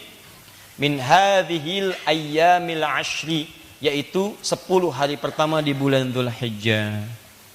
Hadis ini yang tadi dituliskan Al-Bukhari nomor hadis 969, At-Tirmidzi nomor hadis 757, Abu Dawud nomor hadis 2538. Itu adalah tafsir dari Quran surah 89 ayat 1 sampai 10. Min hadhil ayyamil ashri, yaitu yang dimaksud 10 hari pertama di bulan Dzulhijjah. Ini. Baik, belum selesai hadisnya. Qalu, para sahabat kemudian bertanya pada Nabi sallallahu alaihi wasallam, "Ya Rasulullah, walal jihadu fi sabilillah?" Ya Rasulullah, bagaimana status dengan jihad fi sabilillah? Apakah bisa menandingi keutamaan amalan di 10 hari pertama Dzulhijjah ini? Nah, ini pintarnya para sahabat, Masya Allah. Sebagian mereka membaca, ini amalan mendapatkan ampunan dosa, status tinggi. Tapi ada amalan lain, jihad fisabilillah, tinggi juga. Nah, dua-duanya yang tinggi ini kalau dibandingkan, mana yang paling tinggi? Mana yang paling utama? Nah, ini dari sini ada tasji' nanti, penyemangat pada kita. Di saking dibandingkannya kita tahu mana yang paling tinggi, itu dorongan paling kuat untuk mengerjakannya. Kata Nabi, walal jihadu fisabilillah. Bahkan jihad fisabilillah yang standar pun tidak akan mampu menyaingi keutamaan amalan di malam ini, di hari-hari ini. Jadi kalau Anda, satu, mengerjakan amalan ini, kata para ulama hadis, pertama mendapatkan bonus tadi, cinta dari Allah yang menggugurkan semua dosa. Yang kedua, status amalan Anda naik, pahalanya bukan sekedar pahala biasa, tapi pahala di atas jihad fi sabilillah. Anda baca Al-Quran satu hurufnya berapa? 10, normal. At-Tirmidzi hadis 2910. Man qara'a harfan min kitabillah falahu asyru hasanat. Anda baca di 10 hari ini bukan cuma 10, di atas fi sabilillah. Orang jihad fisabilillah dapatnya surga. Kalau benar dengan jihadnya. Anda berjihad dengan amal soleh di hari-hari ini. Wafat Anda statusnya fisabilillah. Baca Quran, wafat. Wafat dalam keadaan fisabilillah. Salat, benar salatnya, wafat fisabilillah. Masya Allah. Mau seperti itu? Harus menunggu sampai 10 Dzulhijjah. Itu pun kalau wafat. Kalau wafat. Hati-hati. Kalau wafat. Kalau tidak wafat ya tunggu lagi. Tunggu lagi. Jelas ya? Tayyib. Nah, sekarang kembalikan sini. Jadi kata Nabi disampaikan pada para sahabat, status ini saking tingginya, bahkan saking tingginya Allah bersumpah.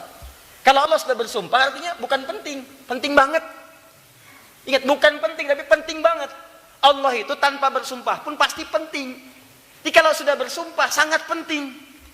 Manusia saja bersumpah, Anda bisa percaya. Masa Allah sudah bersumpah, Anda nggak percaya? Kurang apa lagi? Kata manusia, sumpah. Baik, saya percaya. Kata Allah, saya bersumpah. Masa kamu nggak percaya? Paham ya? Nah, jadi ini ada sesuatu yang penting. Illa, kecuali ada satu amalan saja yang memang nggak bisa disaingi oleh yang ini.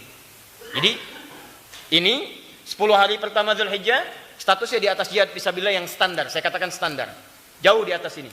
Tapi ada satu amalan yang memang gak bisa dikalahkan oleh apapun, termasuk yang 10 ini. Penutup hadisnya, illa rajulun kharaja binafsihi wa malihi wa lam yarji' min dzalika bisyai. Kecuali ada orang yang memang mau berjihad dengan hartanya, bahkan dengan jiwanya, lantas dia wafat dalam keadaan jihad itu. Wafat dengan harta dan jiwanya saat dia berjuang di jalan Allah Subhanahu wa taala. Misal, maaf, antum dititipkan oleh Allah harta misalnya. Terus antum berjihad dengan harta itu. Ya, zakat keluarkan, infak keluarkan, bantu orang ini itu dan sebagainya. Ya, keluarkan lagi, sampaikan lagi. Antum tahu, antum cari surganya dengan itu. Seperti Quran surah ke-28 ayat ke-77. Antum mendapatkan kemuliaan. Kalau wafat dalam keadaan sedang berjuang dengan harta itu, wafat antum sedang berinfak, wafat antum sedang zakat, wafat antum sedang sedekah, maka status antum berada dalam jihad yang sangat tinggi. Atau berjuang sampai dengan nyawanya kemudian juga berakhir di situ. Jangan diartikan misalnya dengan perang, terjadi perang saja. Kalau tidak ada panggilan perang pun, dalam perang tidak ada panggilan, maka mohon maaf, majlis ilmu itu jihad. Yang mengajar, yang belajar itu jihad. Makanya kalau antum berangkat misalnya, saat berangkat atau saat pulang, tiba-tiba antum niatkan belajar nih karena Allah, benar-benar belajar untuk memperbaiki diri, untuk hijrah, lalu wafat di pertengahan jalan, maka antum mendapatkan status paling tinggi yang gak bisa disaingi dengan apapun. Wafat dalam keadaan puncak jihad tertinggi. Bahkan ada orang yang pernah berbuat banyak maksiat sampai membunuh 100 orang. Kriminalitasnya tinggi, tapi dia putuskan untuk berhijrah. Saya mau kembali kepada Allah. Konsultasi pada seorang syekh, ustadz alim. Kata syekh ini, pergi ke majlis ilmu sana, belajar ilmu dulu, berangkat ke sana.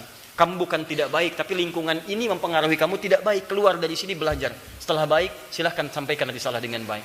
Dia merangkat ke majlis ilmu itu. Di jalan dia beristighfar, ingat dosa-dosanya. Berangkat dengan benar. Jadi kalau orang berangkat ke majlis ilmu benar itu, dia mengoreksi diri. Bukan cuma mau datang, sayang. Kemana? Ustaz Adi, ngapain ke sana? Ada kurma. Anda pengen kurma, dapat kurmanya. Dia koreksi diri, saya pengen berubah. Saya pengen berubah. Kapanpun saya bisa pulang menghadap Allah. Dia beristighfar. Nah ingat, istighfar ketika dia bertobat, tobat itu amalan kedua yang mendapatkan cinta Allah.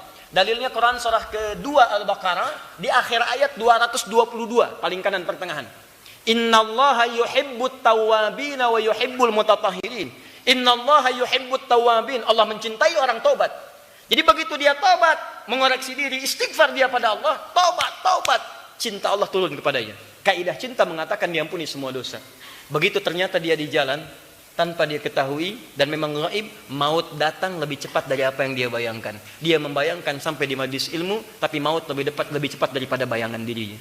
Datang, wafat di pertengahan jalan. Begitu wafat dia, sudah bunuh 100 orang, banyak maksiat, wafat di tengah jalan, menuju majlis ilmu, tiba-tiba turun perintah. Dakhalal jannah, masuk surga. Dosa diampuni, amalan pertama langkahnya, mendapatkan jaminan kebaikan, surga. Turun kemudian ayat Quran surah kedua Al-Baqarah jauh setelahnya untuk memberikan kisah-kisah terbaik. Quran surah keempat, maaf An-Nisa, Quran surah keempat ayat 100, paling kiri sebelah bawah. Baca pertengahan ayatnya. Wa may yakhruj min baitihi muhajiran ila Allah wa rasuli thumma yudrikul maut faqad waqa'a ajruhu 'ala Allah. Siapa yang mau merubah dirinya, berhijrah lebih baik, kemudian dia mengisi diri, baru keluar rumahnya untuk merubah diri. Keluar rumah, belajar. Begitu melangkah, thumma yudrikul maut, datang maut menjemputnya, faqad waqa'a ajruhu 'ala Allah. Maka pahalanya langsung diberikan oleh Allah Subhanahu wa taala, berpeluang surga. Makanya turun hadis keterangan dari Nabi. Di hadis riwayat Ibnu Majah, nomor hadis 233. Setiap orang yang melangkahkan kakinya menuju majlis ilmu, man salaka tariqan yaltamisu fihi ilman, sahhalallahu lahu tariqan ilal jannah. Begitu dilangkahkan, benar cara melangkahnya, niat ikhlas, maka langkah itu akan mempercepat langkah dirinya menuju surga Allah Subhanahu wa taala. Masya Allah. Jadi antum ini sedang berjuang. Makanya berjuang teman-teman. Dari sekian pekan masa nggak ada satu waktu untuk belajar untuk surga antum. Antum tuh diberikan 7 hari sepekan, 6 hari dipakai untuk dunia. Masa 1 hari nggak ada untuk akhirat antum? Apa antum mau gunakan semua untuk urusan dunia antum? Antum akan tinggalkan. Meninggal dunia semua ditinggalkan. Jadi aneh kalau yang sementara antum kejar-kejar. Yang sifatnya abadi tidak disiapkan.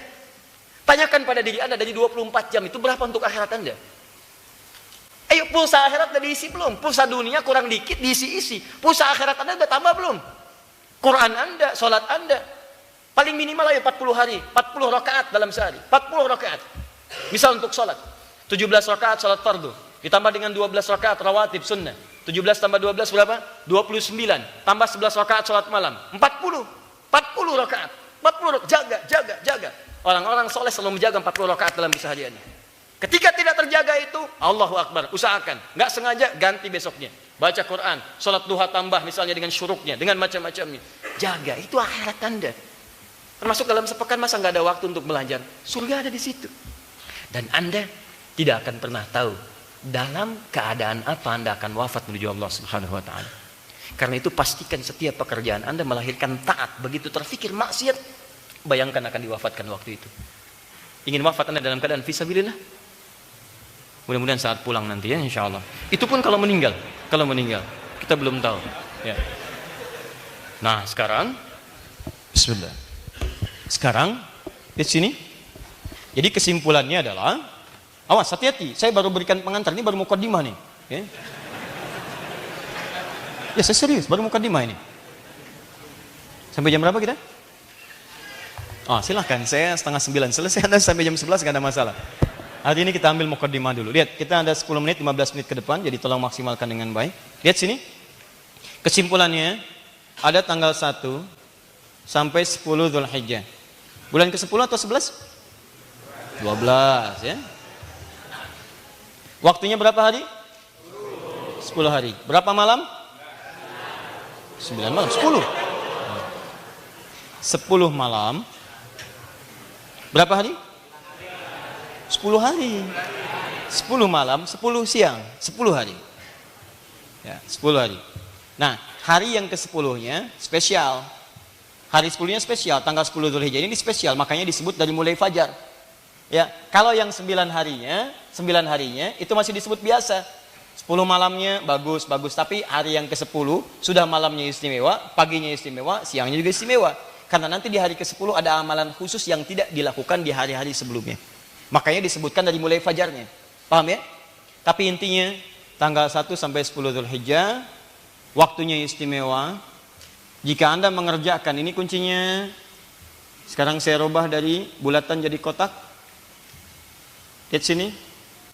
Jika Anda kerjakan amal soleh di hari-hari ini, maka Anda satu, berpeluang mendapatkan cinta Allah Subhanahu wa ta'ala.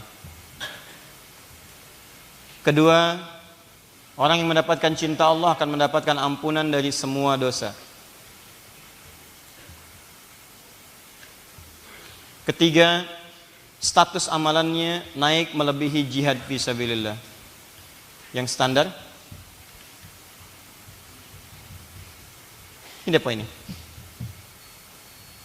Dan di atas semua itu, esensi semua ini akan mendapatkan birrun yang menghadirkan takwa di hadapan Allah Subhanahu wa ta'ala. Bukankah orang dalam haji ketika di Arafah dia wukuf untuk beristighfar, mendapat ampunan? Lalu dia melontar jumrah untuk diampuni dosa-dosanya? Bukankah ini ada di sini? Bukankah orang haji mendapatkan cinta Allah? Ada di sini. Bukankah amalannya menghadirkan surga dan dia berjuang fisabilillah? Bukankah ada di sini? Nanti kita akan lihat. Ketika Anda benar mengerjakan ini, ada satu hal yang sangat dahsyat akan terjadi dalam kehidupan kita. Nah, teman-teman sekalian, status ini semua berada di musim haji, tanggalnya spesifik, tapi pertanyaannya, apa Ustaz amalannya untuk mengerjakan ini? Kata Nabi, kerjakan amal soleh. Hanya pertanyaannya, amal soleh apa yang dimaksudkan di 10 hari ini, yang coba kita buka secara umum sekarang, supaya bersiap-siap membuat kurikulum amal soleh ketika masuk di tanggal 1 sampai 10 ini. Nah, pada malam hari ini, karena kita masih mukaddimah untuk pembukaan, malam ini saya akan menurunkan amal-amalnya saja. Nanti di pertemuan berikutnya kita akan rinci semua amalan itu beserta dalil-dalil keseluruhannya. Paham sampai sini? Sepakat insyaallah? Baik, alhamdulillah. Tinggal sepakat aja ya. Saya yang terangkan, yang nulis, yang ngapus, Masya Allah. Anda tinggal datang, dapat kurma, dapat umroh, dapat macam-macam.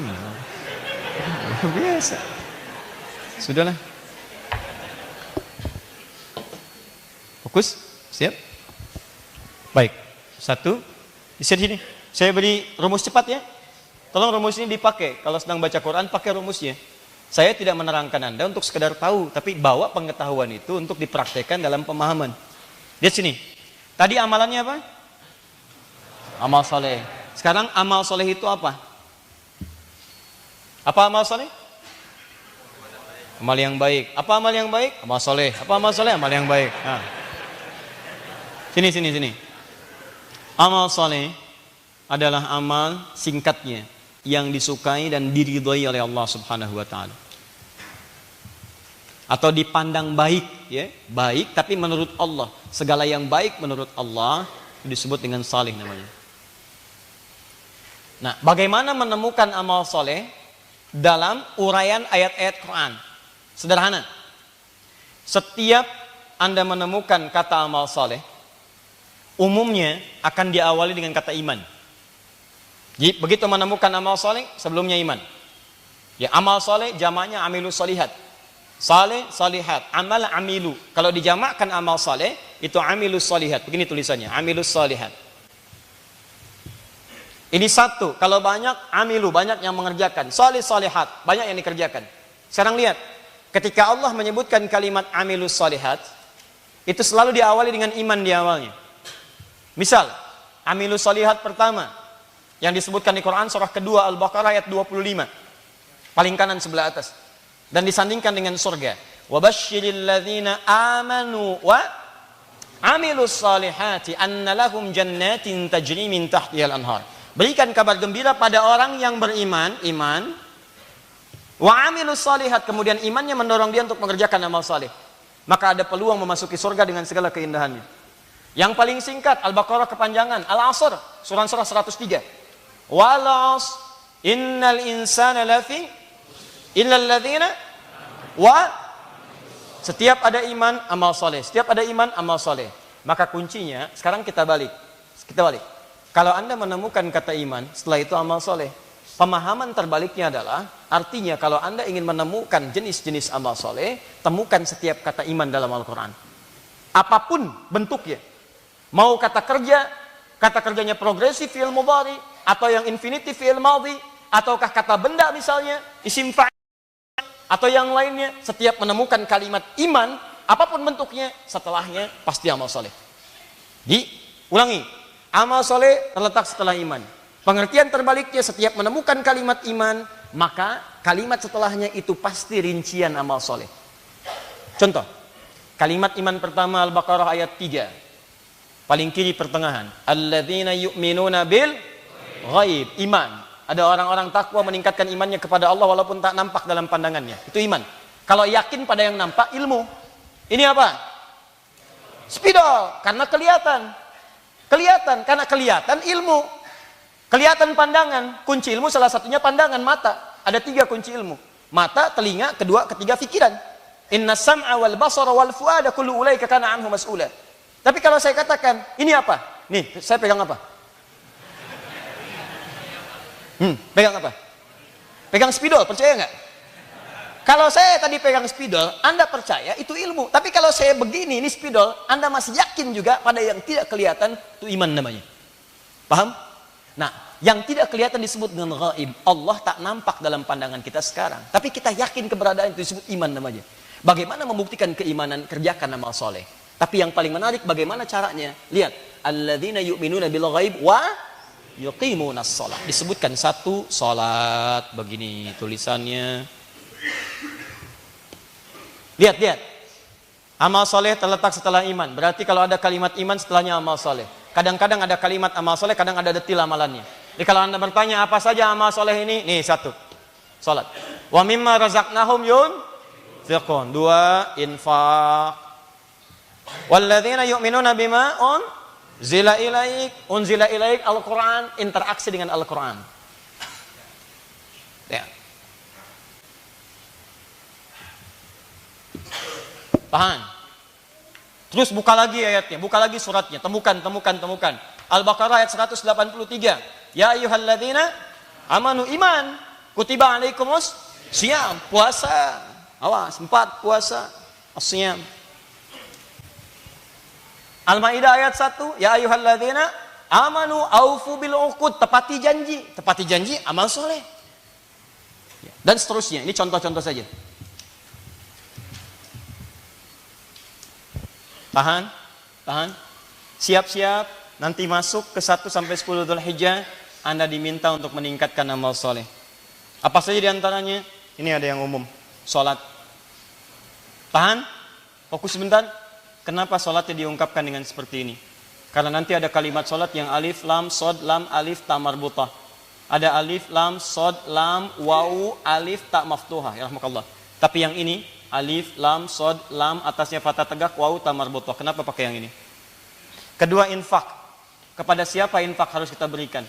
Kalau sudah ada infak, berarti harus ada siap-siap yang diinfakkan. Kenapa kita bahas sekarang? Mumpung ada jeda 3 pekan ke depan, siap-siap nyari sesuatu untuk diinfakkan. Ya, kan sekarang kata Allah, ayo infak. Kalau Anda nggak punya yang diinfakkan, apa yang mau diinfakkan? Makanya mumpung masih jauh, kita siapkan. Peluangnya banyak. Ada bentuknya kotak, jalan tuh kotak. Itu bukan mobil-mobilan tuh. Jalan tuh kesini, ini. Bukan, itu kotak infak. Makanya ditulisin kotak infak. Tuh ada infak. Tapi apakah infak harus selalu masuk kotak? Tidak. Nanti ada yang lain-lain. Apa saja itu semua kita akan bahas. Apa saja salat yang dimaksudkan kita akan bahas. Maksud saya, ketika tiba pada waktunya, kita akan punya apa yang diinfakkan dan kita maksimalkan apa yang dituliskan. Quran, apa saja supaya bisa bikin kurikulum dari sekarang. Ya, apakah bacaannya, apakah tilawahnya, atau hafalannya. Jadi begitu Anda punya siap-siap sekarang, tanggal 1 sudah dimulai. 1 sampai 10, saya harus khatam Quran. 30 juz, bagi 10, 3 juz dalam sehari. 3 juz dibagi 5 waktu salat. Bagi 5 waktu salat supaya memudahkan. Sebelum salat subuh, sekian ayat. Setelah salat subuh, sekian ayat, supaya ringan. Begitu selesai 10 hari, khatam Quran dalam 30 juz. 10 hari, saya harus hafal 10 surat. Masya Allah. Suratnya dimulai dari belakang aja. Saya nggak apa-apa. 1, 2, 3 sampai dengan An-Nas. Nggak ada masalah daripada nggak sama sekali. Ya. Memahami ayat. Ayo, setiap hari, saya harus paham. Juz Amma nggak ada masalah. Hari pertama, saya baca Juz Amma. Surat apa dulu? Dimulai dari Ad-Duha dulu yang ringan-ringan, baca tafsirnya. Setelah itu Alam Nashrah Kasodrak, baca tafsirnya sampai ke ujung. 10 hari Anda hafal misalnya 10 surat, hafal 10 tafsir, dan Anda menghatamkan Quran 30 juz. Ini baru amalan umum. Karena ada amalan khusus yang saat dikerjakan, Masya Allah, itu bisa berpeluang langsung menggugurkan dosa-dosanya. Dan amalan itu nggak bisa dikerjakan oleh sembarangan orang. Kalau yang ini semua orang bisa mengerjakannya. Semua orang bisa mengerjakan, termasuk puasa. Nanti kita akan jalankan di pertemuan yang akan datang satu kurikulum bahwa nanti ada puasa yang hanya berlangsung tanggal 1 sampai 9 Dzulhijjah saja, tidak pada yang lain. Dan Nabi selalu mengerjakannya, sering mengerjakannya, terutama hari ke-9-nya. Dan saya nanti berikan rahasia pada Anda. Tapi tolong komitmen ya, ini hanya antara kita saja.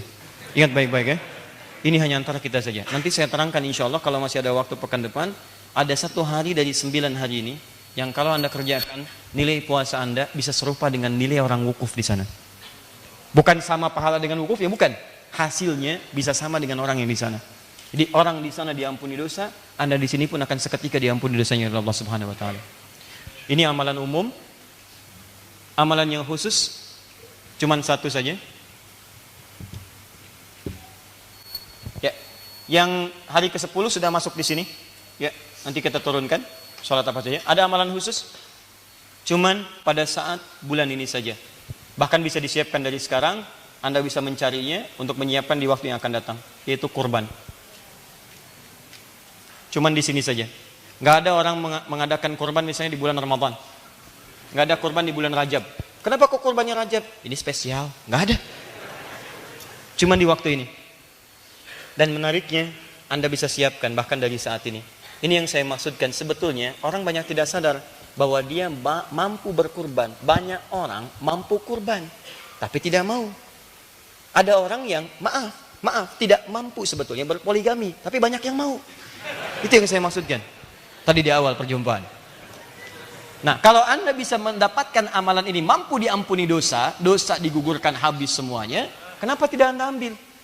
Tapi persoalannya, ini yang jadi persoalan besar. Bukan tadi yang saya ungkapannya harus dibahas. Persoalan besarnya, banyak yang berkurban tapi tidak mendapatkan ampunan Allah Subhanahu wa taala. Dia bukan berkurban, hanya sekedar mengorbankan hewan yang bahkan tidak ridho dia korbankan. Sembelih, nggak mau. Sembelih, nggak mau. Tapi hatinya menolak, sekalipun lehernya terpaksa ditengadahkan. Teman-teman sekalian, bahkan ada yang menarik, orang memahami kurban pun masih keliru. Apa itu kurban? Kalau tidak tahu katakan apa? Itu paling gampang. Apa itu kurban? Dan makna kurban bukan Allahu a'lam.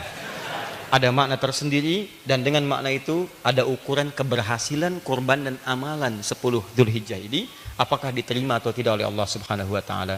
Nah, apakah amalan-amalan ini? Seperti apa gambarannya? Dalam waktu sepekan ini, insya Allah pekan yang akan datang kita akan teruskan detil amalan ini seluruhnya. Kemudian saya hadirkan kitab-kitab contohnya, amalan-amalan khususnya, karena khusus nanti bagi yang berkurban ada amalan pendahuluan, seperti larangan memotong kuku, ya, dan rambut yang melekat pada tubuh. Bukan bulu ya, kalau manusia itu rambut bukan bulu. Ya, ini misalnya rambut, di ketiak itu rambut bukan bulu. Kalau bulu itu hewan yang unggas, itu bulu tuh, hewan ya. Ayam berbulu, nggak ada ayam berambut. Ya, makanya bulu ayam bukan rambut ayam. Ya, unta itu berbulu, ya. Kerbau itu berbulu. Kenapa saya terangkan dari sekarang? Untuk memahami hadis nanti belakangan. Karena nanti ada yang keliru memahami hadis itu. Dimaksudkan, yang dimaksud adalah jangan cabutin bulu hewan, dan nggak ada kerjaan nyabutin bulu hewan, ya. Nanti kita akan lihat. Barangkali itu yang pertama saya sampaikan di kurikulum kita sampai dengan ke pekan depan. Pekan depan tanggal berapa insya Allah? Insya Allah kita masih punya 2 pertemuan sebelum, barangkali kalau Allah berkenan dan ridha, kami akan berangkat ke Tanah Suci. Kita akan ada 2 pertemuan lagi. Pertemuan ini kita akan tuntaskan semua ini bersama dengan kitabnya. Saya akan bawakan barangkali Sahih Muslim di pertemuan yang akan datang. Kemudian yang kedua, tahan. Insya Allah untuk pekan depan kami akan coba ringkaskan ini dalam bentuk tabel amalan. Tabel ini akan difotokopi. Pekan depan akan dibagikan fotokopinya. Kalau terbatas akan diupload di Akhir Media. Anda bisa ambil itu sebagai panduan amalan ketika masuk tanggal 1 sampai 10. Misal sholat, nanti kami akan turunkan sholat apa saja yang bisa dikerjakan. Nanti begitu masuk tanggal 1 sampai 10, Anda tinggal keluarkan. Sholat ini waktunya jam berapa? Kerjakan checklist, ini checklist. Kenapa penting ada itu? Untuk mengukur di hari berikutnya. Kalau hari kedua nggak dikerjakan, tanda tanya kenapa. Paham ya? Sampai dengan selesai. Insya Allah, tolong doakan dan tolong ingatkan pada staf kami supaya nanti persiapan sebelumnya sudah siap dan bisa dibagikan insya Allah. Paham sampai sini? Siap insya Allah berubah? Siap berhijrah insya Allah? Siap bertakbir insya Allah? Takbir. Baik, teman-teman, mohon izin menyampaikan informasi sebelum kita akhiri pertemuan malam ini. Yang pertama, kita bersyukur pada Allah diberikan kesempatan untuk hidup hari ini. Dimohon berkenan kalau saya menutup pertemuan kita dengan informasi pertama bahwa tolong isi hidup kita dengan yang lebih bermanfaat. Dan awali dengan saling mendoakan. Saya pun sama, saya butuh doa dari Anda semua supaya bisa istiqamah, menjaga nilai-nilai kebaikan. Dan Anda jangan bosan kalau ada yang kurang tepat, Anda boleh ingatkan supaya kita perbaiki. Tapi tolong ditanyakan terlebih dahulu supaya tidak salah paham dalam hal-hal yang mungkin Anda ingin sampaikan. Yang kedua, insya Allah besok bagi yang akan mengikuti dan sesuai dengan persyaratan, dan tadi kami melihat beberapa sudah hadir di Bekasi, di sekitaran tempat kami ini, bahkan dari yang jauh-jauh, untuk mengikuti tes besok yang insya Allah akan kami buka untuk tes penerimaan beasiswa ke Akademia Imam Malik di Istanbul. Yang sudah nanti hadir atau bersiap untuk besok, waktunya ingat betul, itu jam 1 sampai dengan jam 3. Jadi ba'da Jumat jam 1 sampai jam 3 berkumpul di masjid ini. Ya, besok nanti saya akan berikan kejutan. Dan besok itu insya Allah ketika tes nanti akan dimulai, kami akan berikan pilihan, karena insya Allah dan alhamdulillah wa syukrulillah kami mendapatkan informasi dari kolega-kolega di Timur Tengah dan yang lainnya, mereka pun akan memberikan beasiswa, bahkan mereka berkenan ber-MOU dengan kami dan diberikan nanti kesempatan untuk merekomendasikan siswa-siswa untuk belajar di sana. Jadi nanti mudah-mudahan besok kita berikan kejutan kepada yang ikut tes itu nanti, bukan hanya satu kampus, nanti ada beberapa kampus yang bisa dipilih. Jadi kalau nggak masuk kualifikasi satu kampus, mungkin bisa masuk kampus yang lainnya, yang mudah-mudahan berjuang dalam kebaikan insya Allah. Kalau Anda memenuhi syaratnya, silakan bisa diikuti, dan mudah-mudahan ada manfaat di dalamnya. 3, bagi yang sudah mendaftar di program Syiar Al-Quran, dengan 3 turunan programnya, Anda menunggu sampai ke pekan depan. Sekarang sedang diverifikasi seluruhnya. Hasil verifikasi itu ada penempatan kelas. Nanti Anda akan diinfokan sesuai dengan formulir yang masuk kepada kami. Info itu akan masuk kepada teman-teman sekalian. 1, bersamaan dengan penempatan kelasnya di kelas mana. Yang kedua, waktu belajarnya kapan. Kalau Anda nanti akan berkenan ikut datang ke Bekasi, saya sudah siapkan satu tempat dengan 4 kelas, dengan 4 jurusan atau kategori yang telah disampaikan sebelumnya. Nah, kalau Anda misalnya terkait dengan lingkungan tempat yang sudah membuat komunitas, nanti pun akan disampaikan di komunitas Anda terhubung waktunya kapan. Karena nanti pembimbingnya nanti ada dengan kami khusus, waktu akan disesuaikan. Misal Anda tinggalnya di Medan misalnya, ya Anda ada komunitas. Misal komunitasnya yang pertama untuk yang menghafal Quran. Kapan waktu spesifik nanti terhubung langsung ke Medan. Jadi lainnya nggak akan terbuka kepada yang lain, hanya ke situ saja.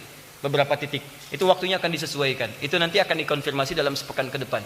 Yang ketiga ini yang paling penting, sebelum kami berangkat insya Allah ke Tanah Suci, semua yang terhubung dengan pendaftaran itu akan kami undang, kita akan berkumpul bersama-sama di sini, memberikan materi-materi dan bekal atau juga kurikulum yang akan Anda pelajari selama paket pembelajaran itu.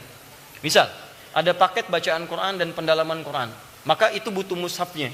Ketika Anda datang kami akan bagikan mushafnya, dan itu tidak akan dijual. Anda akan hanya menerima secara cuma-cuma, Anda dapatkan itu Anda bawa. Kemudian misalnya ada paket untuk kelas-kelas profesional. Ada kalangan yang pengusaha, ada dokter, ada ibu rumah tangga, ya dan seterusnya. Maka dalam konteks ini nanti kita juga akan undang, kita berikan kurikulum ini akan Anda pelajari selama nanti setahun ke depan. Targetnya begini, begini, aplikasinya seperti ini. Ya, jadi tolong antum yang sudah mendaftar, tolong ditahan sebentar. Dalam waktu sepekan, tinggal 3-4 hari ke depan, itu nanti akan ada pemberitahuan terkhusus untuk pertemuan kita di tempat ini pada waktu yang kami infokan kemudian. Paham sampai sini? Baik, kalau sudah dipahami, saya kira kita cukupkan pada malam hari ini. Saya ada permintaan satu saja. Tidak ada kaitan dengan apapun. Tolong tunjukkan bahwa kita adalah hamba-hamba Allah yang terbaik. Hamba Allah yang terbaik, maka dia hanya mengeluarkan semua nilai kebaikan dalam dirinya. Maka keluarlah dari masjid ini dengan cara yang baik, yang tertib, yang sopan, yang baik, sampai kembali ke rumah masing-masing. Lakukan dengan keadaan yang tenang, dan jangan isi dengan yang tidak bermanfaat. Di jalan Anda berpikir kepada Allah. Di mobil mulai hari ini jangan buka yang tidak bermanfaat, buka murattal Quran. Dan tolong Anda hadirkan target. Dalam sepekan saya hafal misalnya 7 ayat surat Al-Baqarah, sehari 1 ayat. Masukkan programnya ke mobil Anda, ulang-ulangi 7 ayat itu aja.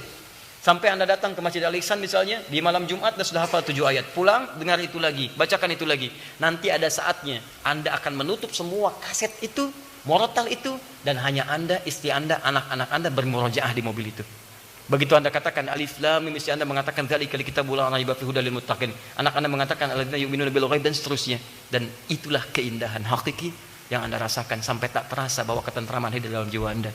Subhanakallahumma wa bihamdika asyhadu an la ilaha illa anta astaghfiruka wa atubu ilaik. Wa akhiru da'wana alhamdulillahi rabbil alamin. Wal 'afu minkum. Assalamualaikum warahmatullahi wabarakatuh. Tahan sebentar.